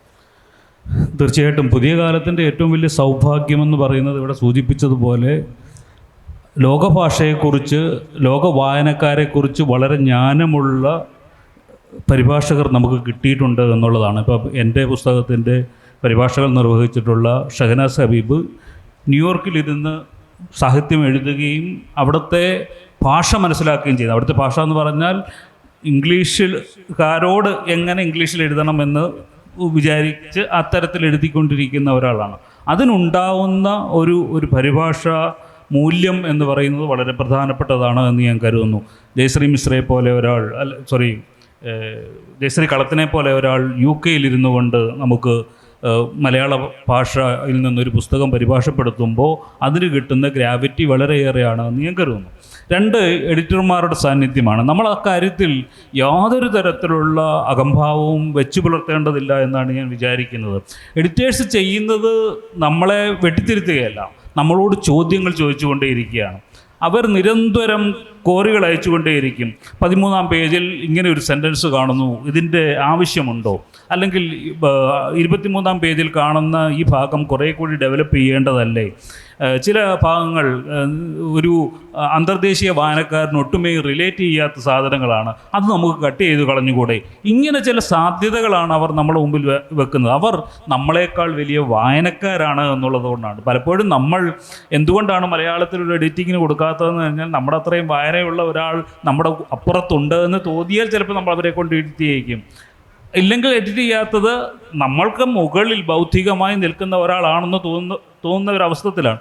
ഇംഗ്ലീഷ് എഡിറ്റേഴ്സ് ചെയ്യുന്നത് അതാണെന്നാണ് ഞാൻ കരുതുന്നത്. അവർ നമ്മളെ വെട്ടാൻ നിർബന്ധിക്കുകയല്ല, നമ്മളോട് തന്നെ നമ്മുടെ കൃതിയെക്കുറിച്ച് ചോദ്യങ്ങൾ ചോദിച്ചുകൊണ്ടേയിരിക്കുകയും അതിൽ മാറ്റങ്ങൾ വരുത്താൻ ആവശ്യപ്പെട്ടുകൊണ്ടിരിക്കുകയുമാണ് എന്നുള്ളതാണ്. അതുകൊണ്ട് ആ എഡിറ്റിംഗ് വളരെ പ്രധാനപ്പെട്ടതാണ് ഇവർ രണ്ടുപേരും പറഞ്ഞത്. അത് എൻ്റെ കൃതികൾ ഇംഗ്ലീഷിലേക്ക് വന്നപ്പോൾ അത് വളരെ ഗുണകരമായിട്ടുണ്ട് എന്നാണ് ഞാൻ കരുതുന്നത്. ഞാനതിന് യാതൊരു തരത്തിലുള്ള ഈഗോയും വെച്ച് പുലർത്താത്ത ആളാണ്. ഞാനും പരിഭാഷകനും തമ്മിൽ അല്ലെങ്കിൽ പരിഭാഷയും തമ്മിൽ യാതൊരു തരത്തിലുള്ള തർക്കവുമില്ല. കാരണം MT ഇവിടെ പറഞ്ഞതുപോലെ അവരെഴുതിയേക്കുന്ന ഇംഗ്ലീഷിൽ മേൽ ഗഹനമായ പഠനം നടത്താനും മാത്രം ബുദ്ധിയൊന്നും ഉള്ള ഒരാളല്ല ഞാൻ. അതുകൊണ്ട് അവരിൽ പൂർണ്ണമായിട്ട് വിശ്വസിച്ചിട്ട് ആ പുസ്തകം അവർക്ക് വിട്ടുകൊടുക്കുകയാണ് ചെയ്യുന്നത്. ഞാൻ ജസ്റ്റ് ഒരു സാധാരണ വായനക്കാരൻ എന്ന നിലയിൽ വായിച്ചു നോക്കുക മാത്രമാണ് അത് ചെയ്യുന്നത്. അതാണ് അതിനെ സംബന്ധിച്ച് പറയാനുള്ളത്. 2, ഇവരെല്ലാം പറഞ്ഞതിൽ നിന്ന് കൂടി ചേർത്ത് നമ്മുടെ ലോകസാഹിത്യത്തെക്കുറിച്ച് പറയുമ്പോൾ പറയേണ്ടത് നിശ്ചയമായിട്ടും ഇനി നമ്മുടെ സാഹിത്യം ചെയ്യേണ്ട ചില കാര്യങ്ങളെക്കുറിച്ചാണ്. അത് വിപണിയുടെ കാര്യം തന്നെയാണ്. ഈ അസെൻറ്റ് ഗ്ലോറി എന്ന് പറയുന്ന ഒരു പുസ്തകമുണ്ട്, നിങ്ങൾ വായിച്ചിട്ടുണ്ടാവുമെന്ന് ഞാൻ കരുതുന്നത്. അത് മാർക്കേസിൻ്റെ പുസ്തകം എങ്ങനെയാണ് ലോകസാഹിത്യത്തിൽ വൻ വിജയമായി തീർന്നത് എന്നതിനെ സംബന്ധിച്ച് 21 രാജ്യങ്ങളിൽ നടത്തിയിട്ടുള്ളൊരു പഠനമാണ്. എങ്ങനെയാണ് അവർ ലാറ്റിൻ അമേരിക്കൻ സാഹിത്യത്തെ ഒരു വിശ്വസാഹിത്യമായി വളർത്തുന്നതിൽ വലിയ പങ്ക് വഹിച്ചത് എന്ന്. അതിനകത്ത് നിരൂപകർക്ക് പങ്കുണ്ട്, പരിഭാഷകർക്ക് പങ്കുണ്ട്, ഏജൻറ്റുമാർക്ക് പങ്കുണ്ട്, വിദേശ പബ്ലിഷേഴ്സിന് പങ്കുണ്ട്, സർക്കാർ ഏജൻസികൾക്ക് പങ്കുണ്ട്. സർക്കാർ വലിയ തുക മുടക്കിയിട്ടാണ് അവരുടെ സ്പാനിഷ് സാഹിത്യം ലോക സാഹിത്യത്തിലേക്ക് എത്തിക്കുന്നതിൽ വലിയ ഗൗരവമായി ഇറങ്ങിപ്പുറപ്പെടുന്നത്. ഒരു 20 വർഷത്തെ നിരന്തരമായ അധ്വാനത്തിന് ശേഷമാണ് മാർക്കേസിന് നോബൽ സമ്മാനത്തിലേക്ക് എത്തപ്പെടുന്നത്. അതൊരു ഒരു ഒരു ഒരു ഒരു വലിയ പ്രൊജക്റ്റിൻ്റെ ഭാഗമായിട്ടാണ്, അല്ലാതെ ചുമ്മാ ഒരു സുപ്രഭാതത്തിൽ മാർക്കേസിന് നോബൽ സമ്മാനം കിട്ടുകയായിരുന്നില്ല. അതിനകത്ത് അവർ പറയുന്നൊരു കാര്യമുണ്ട്. ഏകാന്തതയുടെ 100 വർഷങ്ങൾ പ്രസിദ്ധീകരിക്കുന്നതിന് മുമ്പ് യൂറോപ്പിലെ 8 വ്യത്യസ്ത ലാംഗ്വേജുകളിൽ അതിൻ്റെ ഓരോ ചാപ്റ്ററുകൾ പബ്ലിഷ് ചെയ്തു. 20ഓളം നിരൂപകരെ കൊണ്ട് അതിനെ സംബന്ധിച്ച് നിരൂപണം എഴുതിച്ചു യൂറോപ്യൻ ലാംഗ്വേജുകളിൽ. പല വലിയ എഴുത്തുകാരെ കൊണ്ടും ഇതാ ലാറ്റിൻ അമേരിക്കയിൽ നിന്ന് വലിയൊരു നോവൽ വരാൻ പോകുന്നു, ഇതുവരെയുള്ള നോവൽ എന്ന് പറഞ്ഞുകൊണ്ട് പ്രസിദ്ധീകരിച്ചു കൊടുത്തു. അങ്ങനെ ഒരു വലിയ ബൂം ഉണ്ടാക്കിക്കൊണ്ടാണ് ലാറ്റിൻ അമേരിക്കൻ ബൂം എന്ന് പറയുന്ന അതിലുണ്ടാവുകയും അതിൻ്റെ തുടർച്ചയായി മാർക്കേസിന് നോബൽ സമ്മാനം കിട്ടിയെന്ന് മാത്രമല്ല ഒരു വലിയ നിര എഴുത്തുകാർ പിൽക്കാലത്ത് ശ്രദ്ധിക്കപ്പെടുകയും ചെയ്തു. നമ്മളൊക്കെ അവരുടെ വായനാ പ്രേമികളായി മാറ്റുകയും ചെയ്തത്. ഇത് സത്യത്തിൽ ഇന്ന് കൊറിയയിലും സംഭവിക്കുന്നുണ്ട്. ഹാങ്കാന് നൊബേൽ സമ്മാനം കഴിഞ്ഞ വർഷം കിട്ടിയത് ചുമ്മാതെ കിട്ടിയതല്ല.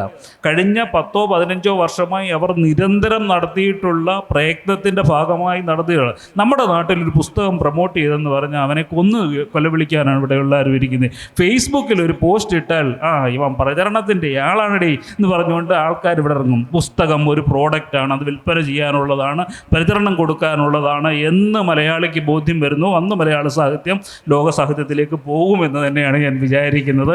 അതാ ചിന്താഗതി നമ്മൾ മാറ്റിമറിക്കണം. അടുത്തത് മലയാള സാഹിത്യം നേരിടാൻ പോകുന്ന വലിയ വെല്ലുവിളികളൊന്നുണ്ട്, അത് കൂടി പറയാം. അതെന്താണെന്ന് ചോദിച്ചാൽ നമ്മുടെ ഇടയിൽ നിന്ന് ഇംഗ്ലീഷിൽ എഴുതിക്കൊണ്ടിരിക്കുന്ന ചെറുപ്പക്കാരിൽ നിന്ന് നമ്മൾ നേരിടാൻ പോകുന്ന വെല്ലുവിളിയാണ് എന്നുള്ള കാര്യത്തിൽ യാതൊരു സംശയവുമില്ല. അരുന്ധതി റോയ് എഴുതിയത് യഥാർത്ഥത്തിൽ ഒരു മലയാള നോവലാണ്. ഇംഗ്ലീഷിൽ എഴുതിയെന്ന് മാത്രമേ ഉള്ളൂ. മലയാളത്തിൻ്റെ സംസ്കാരം, ജീവിതം, ഭാഷ എല്ലാത്തിനെയും അടയാളപ്പെടുത്തിക്കൊണ്ടാണ് അരുന്ധതി റോയ് നോവൽ എഴുതിയത്. ഇപ്പോൾ കവനൻ്റ് ഓഫ് വാട്ടർ വായിക്കുക, അതൊരു മലയാള നോവലാണ്. ഇംഗ്ലീഷിൽ എഴുതുകയും അമേരിക്കയിൽ ബെസ്റ്റ് സെല്ലറായി തുടരുകയും ചെയ്യുന്ന ഒരു നോവലായി മാറി.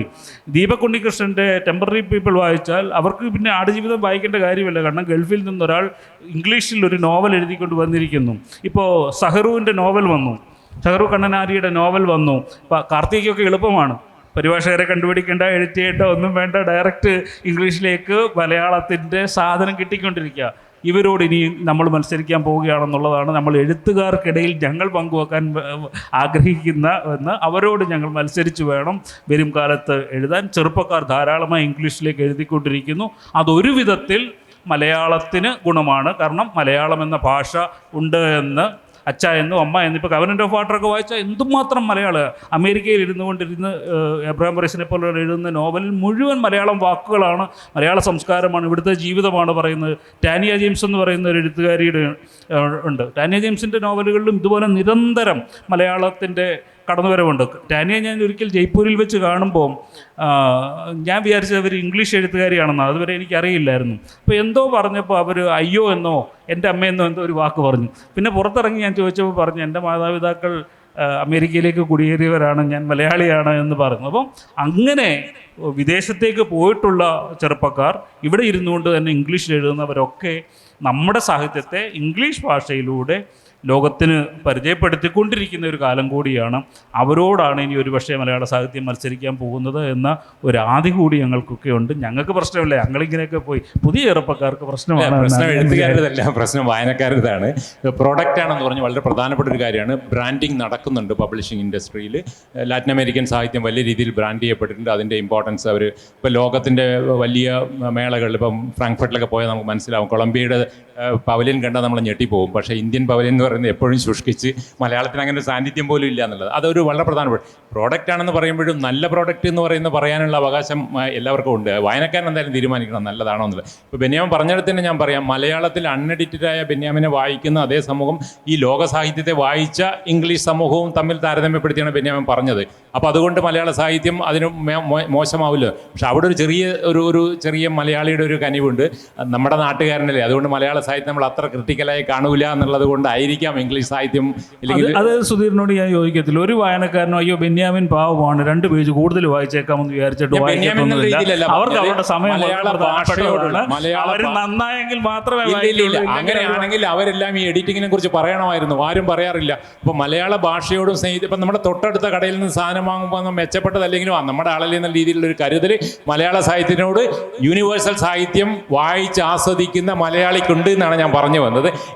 പിന്നെ ഒരു കാര്യം കൂടി, ഇപ്പോൾ മാധവട്ടം പറഞ്ഞ സ്പാനിഷ് സാഹിത്യം ഇങ്ങനെയൊക്കെ ആണെങ്കിൽ പോലും 15-ാം നൂറ്റാണ്ട് 16-ാം നൂറ്റാണ്ടിൽ എഴുതിയ സെർവാൻഡസിൻ്റെ ഡോൺ ക്യൂട്ട് ഇന്നും ലോകത്തിൻ്റെ മുന്നിൽ നിൽക്കുന്നുണ്ട്. അപ്പോൾ അത് പുതിയതായത് കൊണ്ടല്ല, സാഹിത്യത്തിൻ്റെ ഒരു ക്ലാസിക്കൽ വായനയിലും മലയാളം എത്തുന്നില്ല. അത് എഡിത്ത് ഗ്രോസ്മാൻ ട്രാൻസ്ലേറ്റ് ചെയ്തപ്പോൾ അത് വലിയ രീതിയിൽ ലോകം മുഴുവൻ സ്വീകരിക്കപ്പെട്ടു. അപ്പോൾ പരിഭാഷ വളരെ പ്രധാനമാണ്, ഉള്ളടക്കം അതിനേക്കാളും പ്രധാനമാണ്. അല്ല, ഞാൻ പറഞ്ഞ സ്പാനിഷ് ലാറ്റിൻ അമേരിക്കൻ സ്പാനിഷാണ്. മനസ്സിലായി. എന്തായാലും ഇനി മീരയിൽ നിന്ന് കേൾക്കാം. എന്താണ് എഡിറ്റിംഗ്, പരിഭാഷ, അതിൻ്റെയൊക്കെ തീർച്ചയായിട്ടും ഇംഗ്ലീഷിലേക്ക് വന്നിട്ടുണ്ടാവും. മലയാളവും ഇംഗ്ലീഷും തമ്മിലുള്ള വ്യത്യാസങ്ങൾ, എഡിറ്ററിൽ നിന്നുണ്ടായ പ്രതികരണം. അല്ല, മലയാളത്തിൽ ഞാനൊരു എഡിറ്റിംഗ് ജോലി ചെയ്ത ഒരാളായതുകൊണ്ട് എനിക്ക് എൻ്റെ ഭാഷയെപ്പറ്റി കുറച്ച് അഹങ്കാരമുണ്ട്. അത് മാത്രമല്ല, എനിക്ക് എൻ്റെ പുസ്തകങ്ങൾ, മലയാളത്തിൽ എഴുതിയ പുസ്തകങ്ങൾ നമ്മുടെ പ്രസിദ്ധീകരണശാലകളിൽ മിക്കപ്പോഴും പുരുഷന്മാരാണെന്നുള്ളത് കൊണ്ട് അവർ എഡിറ്റ് ചെയ്യുന്നത് എനിക്കിഷ്ടമല്ല. അത് പുരുഷ വിദ്വേഷം കൊണ്ടല്ല. എൻ്റെ പുസ്തകത്തിൽ ഞാൻ പറയാൻ ആഗ്രഹിക്കുന്ന ചില ജീവിത സന്ദർഭങ്ങൾ അവിടെ ഇരിക്കുന്ന എഡിറ്റർമാർക്ക് ചിലപ്പോൾ മനസ്സിലാകണമെന്നില്ല. അത് മനസ്സിലാക്കി കൊടുക്കാൻ വേണ്ടിയാണ് ഞാൻ ഈ പുസ്തകം എഴുതുന്നത്. അത് മനസ്സിലാകാതെ അവർ എഡിറ്റ് ചെയ്യുമ്പോൾ എനിക്കത് ചെറിയ പ്രശ്നമുണ്ട്. പിന്നെ ഇംഗ്ലീഷിൽ വരുമ്പോഴും എനിക്ക് വളരെ സന്തോഷമുള്ളത്, എനിക്ക് നല്ല എഡിറ്റർമാരെ കിട്ടിയിട്ടുണ്ട്. ഞാൻ ആദ്യത്തെ പുസ്തകം മുതൽ അവസാനം ഇപ്പോൾ എഴുതുന്ന പുസ്തകം വരെ ഞാൻ ഒരിക്കലും പരിഭാഷയെപ്പറ്റി ചിന്തിക്കാറേ ഇല്ല. ഞാൻ ഇംഗ്ലീഷ് എന്ന് പറയുന്ന വലിയൊരു കടലിൽ ലോകത്തിൻ്റെ പല ഭാഗത്തുള്ള എഴുത്തുകാർ മത്സരിക്കുന്ന എന്നുള്ളത് കോട്ടിലിടണം. ഞാൻ മത്സരിക്കുകയേ അല്ല. ഞാൻ എൻ്റെ മുറിവുകൾ നീന്തി ഉണക്കാൻ ശ്രമിക്കുന്ന ഒരു മത്സ്യം മാത്രമായതുകൊണ്ട് എനിക്ക് ആ മത്സരമേ ഇല്ല. എനിക്ക് എൻ്റെ ലോകത്തോട് പറയാൻ ആഗ്രഹമുള്ള ചില ജീവിത സന്ദർഭങ്ങൾ ഞാൻ വരച്ചിടുന്നു എന്ന് മാത്രമേ ഞാൻ എഴുതുമ്പോൾ അതിനെപ്പറ്റി ചിന്തിക്കാറുള്ളൂ. അതുകൊണ്ട് തന്നെ ഈ പരിഭാഷയെപ്പറ്റി ഞാൻ അധികം ആകുലപ്പെടാറില്ല. പക്ഷേ എനിക്ക് കിട്ടിയ എഡിറ്റർമാരും എനിക്ക് കിട്ടിയ പരിഭാഷകരും വളരെ നല്ല ആളുകളായിരുന്നു. ഞാൻ പലപ്പോഴും എനിക്ക് പുരുഷന്മാരായ ഒരു പുരുഷ പരിഭാഷകൻ മാത്രമേ എനിക്ക് ഉണ്ടായിരുന്നിട്ടുള്ളൂ. അത് രാജേഷ് രാജ്മോഹൻ എന്ന യൂദാസിൻ്റെ സുവിശേഷം പരിഭാഷപ്പെടുത്തിയ വിവർത്തകനാണ്. രാജേഷിനെ കുറിച്ച് പറഞ്ഞാൽ, രാജേഷ് ഒരുപാട് കാലമായിട്ട് അമേരിക്കയിൽ ജീവിക്കുന്ന ഒരു സോഫ്റ്റ്വെയർ എഞ്ചിനീയർ ആയതുകൊണ്ട് മാധവൻ സാറിനും അറിയാം. മാധവൻ സാറിൻ്റെ പുസ്തകവും കഥകളുടെ വളരെ നന്നായി, അത് വളരെ എംപത്തറ്റിക്കായ മറ്റൊരു ലോകം കണ്ട വളരെ ഇവോൾഡായ ഒരാളാണ് രാജേഷ് എന്നുള്ളത് കൊണ്ട് എനിക്ക് മനസ്സിലാകുമായിരുന്നു പുറത്തുള്ളൊരു ലോകത്ത് നിൽക്കുന്ന ഒരാൾക്ക് ഒരു സ്ത്രീ എഴുതുന്ന പ്രശ്നങ്ങൾ അതൊരു പരീക്ഷണം കൂടിയായിരുന്നു. കാരണം കേരളത്തിലെ യൂദാസിൻ്റെ സുവിശേഷം എന്ന പുസ്തകത്തിൻ്റെ ഒരു പ്രത്യേകത, അത് അടിയന്തരാവസ്ഥ കാലത്ത് കേരളത്തിൽ നടന്നതാണ്. അതെങ്ങനെയാണ് പുറത്തുള്ള ഒരാൾ, അത്രയും പുസ്തകങ്ങൾ വായിച്ചിട്ടുള്ള ഒരാൾ വിലയിരുത്തുക എന്നുള്ളത് എനിക്ക് അറിയാനുള്ളൊരവസരം കൂടിയായിരുന്നു. അദ്ദേഹം അത് പരിഭാഷപ്പെടുത്തിയത് എനിക്ക് വളരെ സന്തോഷമായി. പിന്നെ എല്ലാം എൻ്റെ പുസ്തകങ്ങൾ പരിഭാഷപ്പെടുത്തിയവരെല്ലാം തന്നെ, നിഷയായാലും നിഷ സൂസൻ ആയാലും ജയദേവികയായാലും മിനിസ്തി ആയാലും, എനിക്ക് ഏറ്റവും വലിയ സന്തോഷം ഇവരെല്ലാം ഈ അവസര സമത്വത്തെക്കുറിച്ച്, ജനാധിപത്യത്തെക്കുറിച്ച് ഞാൻ പറയാൻ ആഗ്രഹിക്കുന്ന അല്ലെങ്കിൽ ഞാൻ അടയാളപ്പെടുത്താൻ ആഗ്രഹിക്കുന്ന ചില വേദനകളെക്കുറിച്ചൊക്കെ ബോധ്യമുള്ളവരായിരുന്നതുകൊണ്ട്, എൻ്റെ എഡിറ്റർമാരും സ്ത്രീകളായിരുന്നതുകൊണ്ട്, അവരും ആ രീതിയിൽ ചിന്തിക്കുന്നവരായിരുന്നതുകൊണ്ട് എനിക്ക് വലിയ പ്രശ്നമൊന്നുമില്ലാതെ മുന്നോട്ട് പോകാൻ സാധിച്ചിട്ടുണ്ട്. പക്ഷേ ഈ പരിഭാഷയുടെ ഒരു പ്രശ്നം, നമ്മൾ മലയാളം ഒരു പരിഭാഷപ്പെട്ട എഴുത്തുകാരിയായിരിക്കുന്നത് ഇംഗ്ലീഷിൽ നേരിട്ട് എഴുതുന്നതിനേക്കാൾ നല്ലതാണെന്നാണ് എൻ്റെ വിശ്വാസം. കാരണം നിങ്ങൾ മലയാളത്തിൽ എഴുതി അത് ഇംഗ്ലീഷിലേക്കോ സ്പാനിഷിലേക്കോ ജർമ്മനിലേക്കോ പരിഭാഷപ്പെടുത്തുമ്പോൾ നിങ്ങൾക്ക് ഒന്നിലേറെ ഭാഷകളുണ്ടാകുന്നു. നിങ്ങൾ നേരിട്ടങ്ങ് ഇംഗ്ലീഷിൽ എഴുതുകയാണെങ്കിൽ നിങ്ങൾ മലയാളത്തെ അങ്ങ് ഒഴിവാക്കുകയാണ്. അതിനെനിക്ക് ആഗ്രഹമില്ല. ഞാനൊരു മലയാളം എഴുത്തുകാരിയായി നിലനിന്ന് ലോകത്തിൻ്റെ മറ്റു ഭാഗങ്ങളിൽ വായിക്കപ്പെടുന്നെങ്കിൽ എനിക്ക് സന്തോഷമായി. അതാണ് എൻ്റെ നിലപാട്. വേണമെങ്കിൽ എനിക്കൊരു നോവലൊക്കെ ഇംഗ്ലീഷിൽ എഴുതാൻ പറ്റുമായിരിക്കും. ഇപ്പം മാർക്കേസൊക്കെ 8 വർഷം എടുത്തു ഒരു നോവൽ എഴുതാൻ. ഒരു 5 വർഷമൊക്കെ ചിലവഴിച്ചാൽ എനിക്ക് ഒരുപക്ഷെ ഒരു ഇംഗ്ലീഷ് നോവലൊക്കെ എഴുതാൻ സാധിക്കുമായിരിക്കും. അത് കാർത്തികയെ പോലെയൊക്കെയുള്ള എഡിറ്റർമാരുടെ കൊണ്ട് എനിക്ക് നന്നായിട്ട് എഡിറ്റ് ചെയ്യിപ്പിച്ച് അതൊരു നല്ല പ്രോഡക്റ്റ് ആക്കാൻ പറ്റുമായിരിക്കും. ഞാൻ കാർത്തികയെ വിടുന്നില്ല, പറ്റുമായിരിക്കും. പക്ഷെ ഞാനതിന് ശ്രമിക്കാത്തത് കൊണ്ടാണ് എനിക്കിപ്പോൾ 2 ലോകമുണ്ട്. എനിക്ക് ഒരു വളരെ ഉറപ്പുള്ള, മടങ്ങി വരാൻ വളരെ ഉറപ്പുള്ള ഒരു വീട് പോലെ എൻ്റെ മലയാളമുണ്ട്. എൻ്റെ മലയാളം, എൻ്റെ കഥകൾ വായിക്കാൻ വേണ്ടി പുറത്തുള്ള ഒരാൾ മലയാളം പഠിക്കുന്നൊരു ദിവസമുണ്ടല്ലോ, അതാണ്. അങ്ങനെ ചിലരെ ഞാൻ കണ്ടുമുട്ടുമ്പോഴാണ് ഞാൻ സന്തോഷിക്കുന്നത് എന്നുള്ളതാണ് എൻ്റെ ഒരു പരമമായ ഒരു എന്താ പറയണ്ടേ, എൻ്റെ വാക്ക് കിട്ടുന്നില്ല, സായുജ്യം. പിന്നെ ശരിക്കും മാധവൻ സാറിൻ്റെ വൻമരങ്ങൾ വീഴുമ്പോൾ എന്ന ഒരു കഥ, അതെന്നെ എനിക്ക് ഏറ്റവും ഇഷ്ടപ്പെട്ട കഥയാണ്. അത് പരിഭാഷപ്പെടുത്തുന്നത് എങ്ങനെയെന്ന് ആലോചിക്കുമ്പോൾ, എങ്ങനെയൊക്കെ പരിഭാഷപ്പെടുത്തിയാലും ആ രാഷ്ട്രീയ സാഹചര്യങ്ങളും കൂടെ ഉൾക്കൊള്ളാത്ത ഒരു രാജ്യക്കാരന് അത് മനസ്സിലാക്കാൻ പ്രയാസമില്ല. കാരണം അവർ അതിലേക്ക് കടന്നു. അതൊരു യൂണിവേഴ്സൽ കഥയാണെന്ന് ഞാൻ വിചാരിക്കുന്നു. മുകുന്ദേട്ടൻ്റെ പല കഥകളും അങ്ങനെ തന്നെയാണ്. പ്രത്യേകിച്ചും ഈ ഒരു ദളിത് യുവതിയുടെ കഥ എന്ന് പറയുന്ന പുസ്തകം എനിക്ക് തോന്നുന്നു അത് പരിഭാഷപ്പെടുത്തിയിട്ടില്ലാന്ന് തോന്നുന്നല്ലേ. അത് ഒരു യൂണിവേഴ്സൽ കഥ തന്നെയാണ്. അത്തരം കഥകൾ അതിൻ്റെ വേണ്ട രീതിയിൽ പരിഭാഷപ്പെടുത്താനും അത് മറ്റ് ഭാഷകളിലേക്ക് എത്തിക്കാനും വളരെ ഏകോപിച്ചുള്ള ഒരു ശ്രമം നമ്മുടെ ഭാഗത്തുനിന്ന് ഉണ്ടാകണം. നമ്മുടെ പരിഭാഷകർ ഇതുവരെ, സത്യം പറഞ്ഞാൽ അതിൽ നമ്മുടെ പ്രസാധകരെ ഒന്നും കുറ്റം പറഞ്ഞിട്ട് കാര്യമില്ല. കാരണം ഇപ്പോഴത്തെ യുവതലമുറ വായിച്ച് മുന്നോട്ട് വന്നപ്പോഴാണ് സത്യത്തിൽ നമ്മുടെ പുസ്തക വിപണി തന്നെ ഒന്ന് ഉണർന്നത്. നമ്മുടെ ചെറുപ്പക്കാരാണ് ഇവിടെ ഇരിക്കുന്നതിൽ, ഈ ചെറുപ്പക്കാരായ എൻ്റെ മക്കളുടെ പ്രായമുള്ള കുട്ടികളാണ് സത്യത്തിൽ അവരുടെ ഇക്വാളിറ്റിയെക്കുറിച്ച്, സമൂഹത്തിലുള്ള ഇക്വിറ്റിയെക്കുറിച്ച് ഒക്കെ അവരുടെ മുതിർന്നവരെ തന്നെ പറഞ്ഞ് മനസ്സിലാക്കി. ഇന്ന് പുസ്തകം വായിക്കുന്നവരിൽ ഏറെ പേരും ചെറുപ്പക്കാരാണ്. പുസ്തകം വില കൊടുത്ത് വാങ്ങിക്കുന്നവരിൽ ഏറെ പേരും ചെറുപ്പക്കാരാണ്. ഈ പ്രായമുള്ളവരാരും വായിക്കുന്നില്ല. അവരൊക്കെ പറയുമോ, ഞങ്ങൾ മുകുന്ദനെ വായിച്ചിട്ടുണ്ട്, MD വായിച്ചിട്ടുണ്ട്, അതൊക്കെ മതി, അതിനേക്കാൾ വലിയ സാഹിത്യമൊന്നും ഇല്ല എന്ന് പറയും. പക്ഷെ അങ്ങനെയല്ല. ഇപ്പോൾ ചെറുപ്പക്കാരാണ് മുന്നോട്ട് വരുന്നത്. ചെറുപ്പക്കാരത് പുസ്തകം വാങ്ങുന്നു, വായിക്കുന്നു, അതിനെ ചർച്ച ചെയ്യുന്നു, ചോദ്യം ചെയ്യുന്നു. അതാണ് സത്യത്തിൽ ഒരു എഴുത്തുകാരി എന്നുള്ള രീതിയിൽ, ഒരു എഴുത്താൽ ജെൻഡറില്ല, എഴുതുന്ന ആൾ എന്ന നിലയിൽ സത്യത്തിൽ ഏറ്റവും വലിയ ആഹ്ലാദം പകരേണ്ടത് എന്നുള്ളതാണ്. അല്ലാതെ മത്സരം എന്നുള്ളതിന് എനിക്ക് യോജിപ്പില്ല ബെന്യാമിൻ. മത്സരിക്കാനുള്ള ഒരു ഓട്ട മത്സരമായിട്ടോ ഒരു യുവജനോത്സവത്തിലെ മത്സരം ഇനമായിട്ടോ ഞാൻ എഴുത്തിനെ കാണുന്നില്ല. അങ്ങനെ എഴുത്തുകാരും കാണരുത് എന്നെനിക്കൊരു അപേക്ഷയുമുണ്ട്. വായനക്കാരും അതിനെ കാണരുതെന്ന് എനിക്ക് അപേക്ഷയുണ്ട്. കാരണം ഇത് ഒരു ലോക സംസ്കൃതിയുടെ ഭാഗമായി നമ്മൾ ഓരോരുത്തരും അടയാളപ്പെടുത്തുന്ന, നമ്മൾ ഓരോരുത്തരും സമ്മാനിക്കുന്ന നമ്മുടെ തന്നെ അംശങ്ങളാണ്, നമ്മുടെ തന്നെ ഉരുകി വീഴലാണ് എന്ന ഓർമ്മയാണ് വാസ്തവത്തിൽ ഈ എഴുത്തുകാരെയും വായനക്കാരെയും തമ്മിൽ ബന്ധിപ്പിക്കുന്നതും അത് നമ്മുടെ ഭാഷയെയും സാഹിത്യത്തെയും ഒക്കെ നവീകരിക്കുന്നത്. എനിക്ക് MT വാസുദേവൻ നായർ എന്ന എഴുത്തുകാരനോടുള്ള ഏറ്റവും വലിയ ഒരു മതിപ്പും ബഹുമാനവും അതാണ്. അദ്ദേഹം എപ്പോഴും സ്വന്തം സാഹിത്യത്തെ, ഭാഷയാണ് എല്ലാത്തിനും മുകളിൽ നിന്നത് എന്നുള്ളതാണ്. സമയം കഴിച്ചു. സമയത്തിൻ്റെ ഒരു പരിമിതിയുണ്ട്. പബ്ലിഷറെയോ അല്ലെ എഡിറ്ററെയോ പ്രസാധകനെയോ അല്ലെ വിപണിയോ ഒന്നും ആലോചിക്കാതെ സർഗാത്മകത മുന്നോട്ട് പോകാൻ കഴിയണം. അതിനുശേഷം വരുന്ന കൃതിയിലൂടെ മലയാളത്തിലെ എഴുത്തുകാർക്ക് ഡോളറിലും പൗണ്ടിലും ഒക്കെ റോയൽറ്റി കിട്ടണമെന്ന അവസ്ഥയുണ്ടാവണം. അതൊക്കെ ഞങ്ങളുടെയൊക്കെ ആഗ്രഹമാണ്.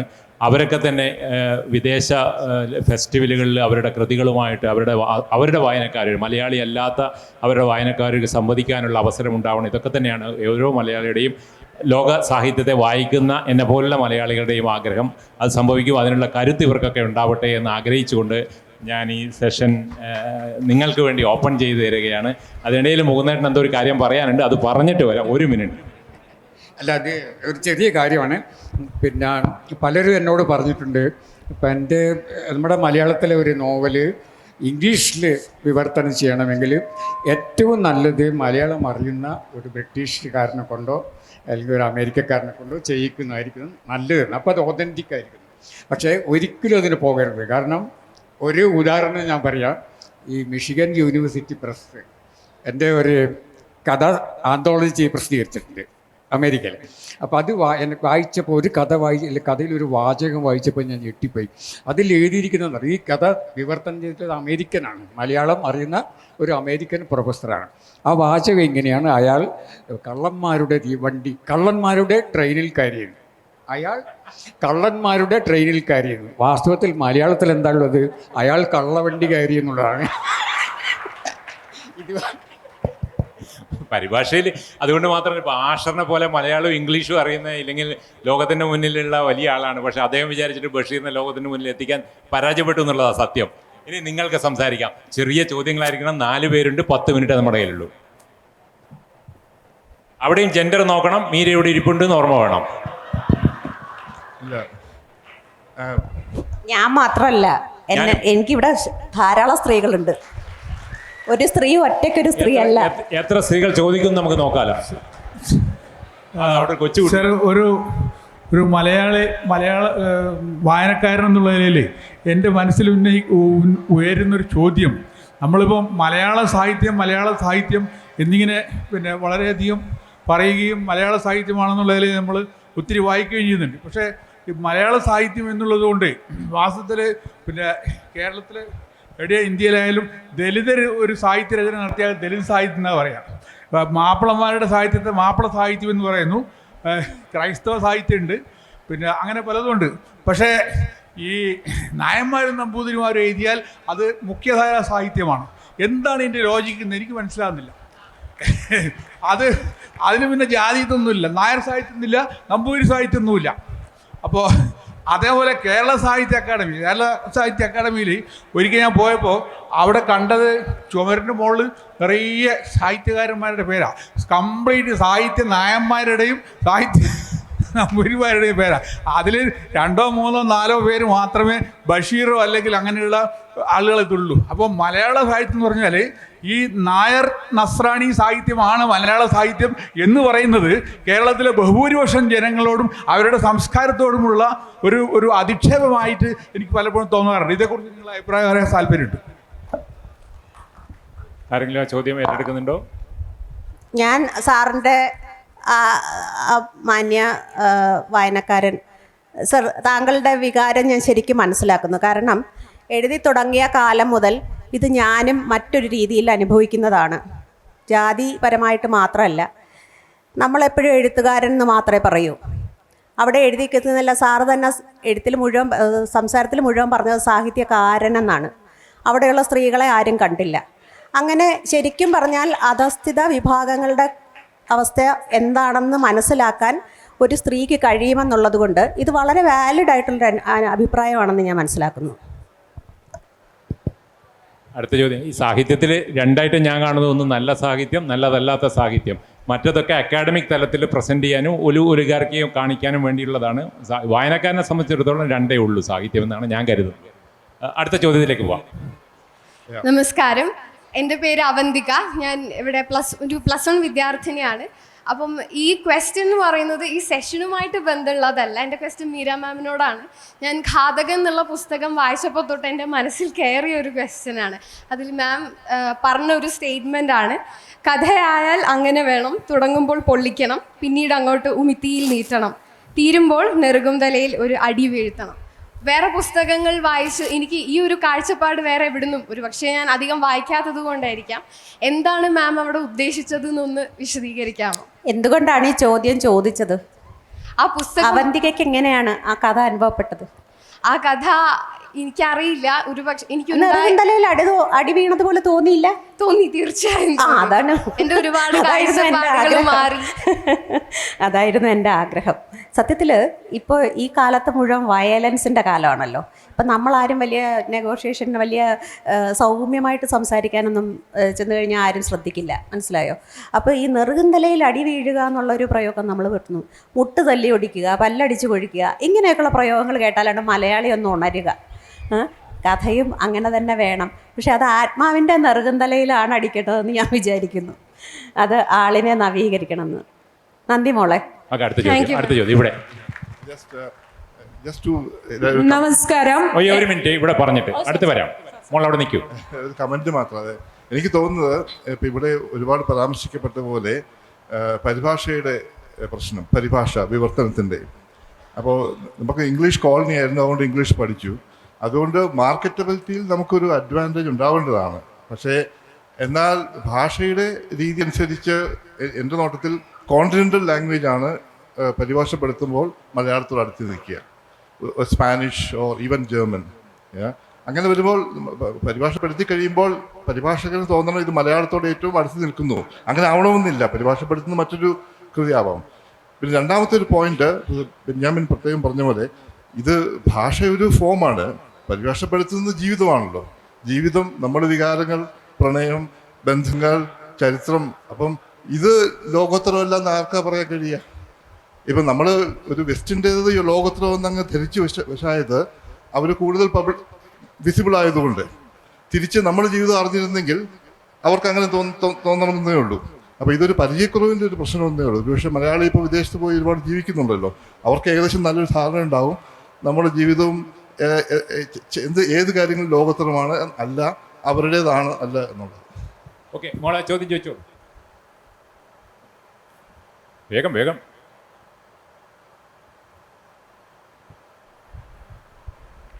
നമസ്കാരം. ഞാൻ എണീറ്റ് നിന്നത് മീര മാമിനുള്ള ഐക്യദാർഢ്യം പ്രഖ്യാപിക്കാൻ എത്ര സ്ത്രീകൾ ഉണ്ടാവും എന്നുള്ള ചോദ്യത്തിനാണ് നിന്നത്. പിന്നീട് എനിക്ക് പറയാനുള്ളത്, ഈ വേദിയിലിരുന്ന് ഇപ്പോൾ വിശ്വസാഹിത്യത്തിൻ്റെ, അതായത് മലയാളം വിശ്വസാഹിത്യ വേദിയിലേക്ക് എത്രമാത്രം സ്വാധീനം ചെലുത്തുന്നു എന്ന് ചോദിക്കുമ്പോൾ അവിടെ നടക്കുന്ന സംസാരങ്ങളിൽ മീര മാമിൻ്റെ മുഖത്ത് വരുന്ന ഓരോ വ്യത്യാസവും എനിക്ക് ഇവിടുന്ന് ഫീൽ ചെയ്യുന്നുണ്ട്. അതായത് എനിക്ക് 19 വയസ്സാണ്. 19 വയസ്സുള്ള സ്ത്രീയായ എനിക്കും, 40കളാണോ എന്നറിയില്ല, കുറച്ചുകൂടെ മുതിർന്ന ഒരു സ്ത്രീക്കും 40ഓ പ്രായം പറയരുത്. തുടർന്ന് ചോദ്യം ചോദിച്ചോ. കുറച്ച് എന്നെക്കാട്ടിലും മുതിർന്ന ഒരു സ്ത്രീക്കും അനുഭവപ്പെടുന്നത്, സ്ത്രീകൾക്ക് എല്ലാ കാലത്തും അനുഭവപ്പെടുന്നത് ഒരേ വികാരമാണെന്നാണ് ഞാൻ മനസ്സിലാക്കുന്നത്. അതിനുവേണ്ടി എണീറ്റുന്നതാണ്. പിന്നെ ജെൻഡർ പൊളിറ്റിക്സിനെ കുറിച്ച് പറഞ്ഞപ്പോൾ, ജെൻഡർ പൊളിറ്റിക്സിനെ കുറിച്ച് നമ്മൾ സംസാരിക്കണം, നിരന്തരമായിട്ട് ജെൻഡർ എല്ലാ കാര്യങ്ങളെക്കുറിച്ചും സംസാരിക്കണം. അതിൽ നമ്മളിവിടെ ഇരുന്ന് ഒരു വിഭാഗം ജെൻഡറിനെ കുറിച്ച് പറയണോ വേണ്ടയോ എന്ന് സംസാരിക്കുമ്പോൾ മീര മാം അവിടുന്ന് പറയുന്നുണ്ടെങ്കിൽ അതിനെക്കുറിച്ച് സംസാരിക്കണം. സാഹിത്യവേദിയിലെ സ്ത്രീകളെക്കുറിച്ച്, അവർ നേരിടുന്ന പ്രശ്നങ്ങളെക്കുറിച്ചൊക്കെ സംസാരിക്കണം എന്ന് പറയുന്നുണ്ടെങ്കിൽ തീർച്ചയായിട്ടും അതിൻ്റെ ആവശ്യകത അവിടെ നിലനിൽക്കുന്നുണ്ട് എന്ന് തന്നെയാണ് ഞാൻ വിശ്വസിക്കുന്നത്. കാരണം സാഹിത്യമാണ് ഏറ്റവും എംപതറ്റിക്കൽ വേയിൽ മനുഷ്യന്മാർക്ക് മനസ്സിലാവുന്ന, ഇമോഷണലി മനസ്സിലാക്കിക്കൊണ്ട് വേണ്ടി സാധിക്കുന്നതെന്ന് വിശ്വസിക്കുന്ന ഒരാളാണ് ഞാൻ.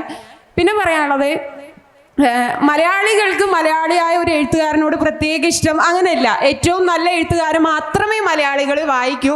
ഏറ്റവും ചൂസി ആയിട്ടുള്ള ആളുകൾ എന്ന് ഞാൻ മനസ്സിലാക്കുന്നത് മലയാളികൾ തന്നെയാണ്. ബെന്യാമിൻ്റെ മഞ്ഞവയിൽ മരണങ്ങൾ, അയ്യോ മലയാളിയായ ഒരു എഴുത്തുകാരൻ അങ്ങനെ വായിച്ചതല്ല. ആ പുസ്തകത്തിൻ്റെ കണ്ടന്റ് കൊണ്ട്, അല്ലെങ്കിൽ മുല്ലപ്പൂ നിറമുള്ള പകലുകളാണെങ്കിലും ഞങ്ങൾ വായിച്ചത് മലയാളിയായ ഒരു എഴുത്തുകാരൻ പാവ ഒരു പുസ്തകം അങ്ങനെ വായിച്ചതല്ല. അപ്പോൾ വിശ്വസാഹിത്യ വേദിയിൽ മാം പറഞ്ഞ പോലെ ഒരു ദിവസം ഞാൻ എഴുതുന്ന കഥകൾ അന്വേഷിച്ച് വന്ന് ഈ ഭാഷ പഠിക്കണം, അല്ലെങ്കിൽ അത് വേണ്ട ഗൂഗിൾ ട്രാൻസ്ലേറ്ററിൽ ഇട്ടിട്ടെങ്കിലും ഇതിൻ്റെ സത്ത മനസ്സിലാക്കണം എന്നൊരു സ്ത്രീ അല്ല ഒരു വ്യക്തി, ഒരു വായനക്കാരൻ വരുമ്പോഴാണ് ഒരു എഴുത്തുകാരൻ്റെ യഥാർത്ഥ വിജയം. അതായത് മാർക്കറ്റിൻ്റെ കാര്യങ്ങൾ എനിക്കറിയില്ല, മാർക്കറ്റിൽ ഉപരിയായി ഞാൻ എഴുതുന്ന സാധനങ്ങൾ ആളുകൾ വായിക്കും. അത് എനിക്ക് നിങ്ങൾ വായിക്കേണ്ടത് കൊണ്ടല്ല, ആളുകൾ അത് അന്വേഷിച്ച് വായിക്കുമെന്നുള്ള വിശ്വാസത്തിലായിരിക്കും എന്ന് കരുതുന്നതാണ് ഓരോ എഴുത്തുകാരനും സന്തോഷം എന്നാണ് ഞാനും ചെറിയ രീതിയിൽ എഴുതാറുണ്ട്, വിശ്വസിക്കുന്നത്. ഒരു കാര്യം കൂടെ ചോദ്യം ഉണ്ട് പോലെ, സമയമില്ല, ഒരു 2 മിനിറ്റ് ഉള്ളൂ. ഒരു ചോദ്യം കൂടി ആരും എടുക്കണം, അടുത്ത ആൾക്ക് കൊടുക്കാം. സോറി, അടുത്ത ചോദിച്ചോളൂ. നമസ്കാരം മാം. ഇവിടെ അനുഭവങ്ങളില്ലാത്തതാണ് നമ്മളെ കൃതികൾ പിന്നോട്ട് വലിച്ചതെന്ന് പറഞ്ഞു. അപ്പോൾ നമ്മൾ സ്വാതന്ത്ര്യ സമരകാലത്തൊന്നും വിശ്വസാഹിത്യത്തോളം വരുന്ന ഒരു കൃതി മലയാളത്തിൽ എഴുതപ്പെട്ടതായി ഞങ്ങളറിയില്ല. പിന്നെ എമർജൻസി കാലഘട്ടം ഉണ്ടായിട്ടുണ്ട്, അധിനിവേശങ്ങൾ ഉണ്ടായിട്ടുണ്ട്, ദുരന്തങ്ങൾ ഉണ്ടായിട്ടുണ്ട്. ആ കാലഘട്ടമൊക്കെ ഇവിടെ ഉണ്ടായിട്ടുണ്ട്, പ്രതിസന്ധികൾ ഉണ്ടായിട്ടുണ്ട്, രാഷ്ട്രീയമായ പ്രതിസന്ധികൾ ഉണ്ടായിട്ടുണ്ട്. ആ കാലഘട്ടത്തിലൊന്നും വിശ്വസാഹിത്യത്തോളോ ഡോസ്റ്റോവ്സ്കിയോളോ വരുന്ന പുസ്തകങ്ങളിലൂടെ എഴുതപ്പെട്ടതായിട്ട് ഞങ്ങളറിയില്ല. ഞങ്ങളും പിന്നെ സാറ് പറഞ്ഞു, ബെന്യാമിൻ സാറ് പറഞ്ഞു, ഒരു പ്രൊജക്റ്റിൻ്റെ ഭാഗമാണ് മാർക്കേസിന് നൊബൽ പ്രൈസ് കിട്ടിയതെന്ന്. ഞങ്ങൾ 100 Years of Solitude വായിച്ചവരായിരിക്കാം ഇതിലധികം പേരും. ഞങ്ങൾ ഖസാക്കിൻ്റെ ഇതിഹാസവും വായിച്ചിട്ടുണ്ട്. അത്രത്തോളം ഉത്കൃഷ്ടമാണോ ഖസാക്കിൻ്റെ ഇതിഹാസം എന്ന കാര്യത്തിൽ ഞങ്ങൾക്ക് സംശയമുണ്ട്. സാറൊന്ന് പറയാമോ?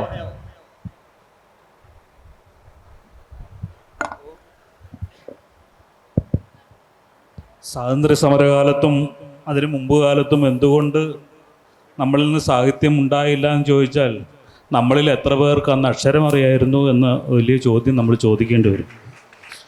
വളരെ ന്യൂനപക്ഷത്തിന് മാത്രം അർഹമായിരുന്ന അക്ഷരാഭ്യാസത്തിനിടയിൽ നിന്ന് ബഹുഭൂരിപക്ഷത്തിൻ്റെ അനുഭവങ്ങളും ചിന്തകളും പ്രയാസങ്ങളും സങ്കടങ്ങളുമൊക്കെ അവരവരുടെ ഉള്ളിൽ ലയിച്ചു പോയി എന്ന് മാത്രം കരുതിയാൽ മതി. അന്ന് യൂറോപ്പിൽ അക്ഷരാഭ്യാസം ഉണ്ടായിരുന്നതുകൊണ്ട് അത് പകർത്തി വെച്ചു എന്ന് മാത്രം കരുതിയാൽ മതി. അതുകൊണ്ട് നമ്മൾ ആ കാലത്തിനെയും ഇക്കാലത്തിനെയും പുതിയതായി താരതമ്യം ചെയ്യേണ്ടതില്ല.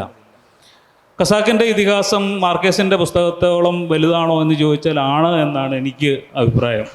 അതിന് യാതൊരു സംശയവുമില്ല. അതിന് ഇത്തരത്തിൽ ഒരു പരിഭാഷയും ഒ വിജയൻ സ്വയം പരിഭാഷപ്പെടുത്തിയെങ്കിലും ആ പരിഭാഷ നന്നായില്ല എന്നാണ് ആ പുസ്തകം മലയാളത്തിലും ഇംഗ്ലീഷിലും വായിച്ച എല്ലാവരുടെയും അഭിപ്രായം.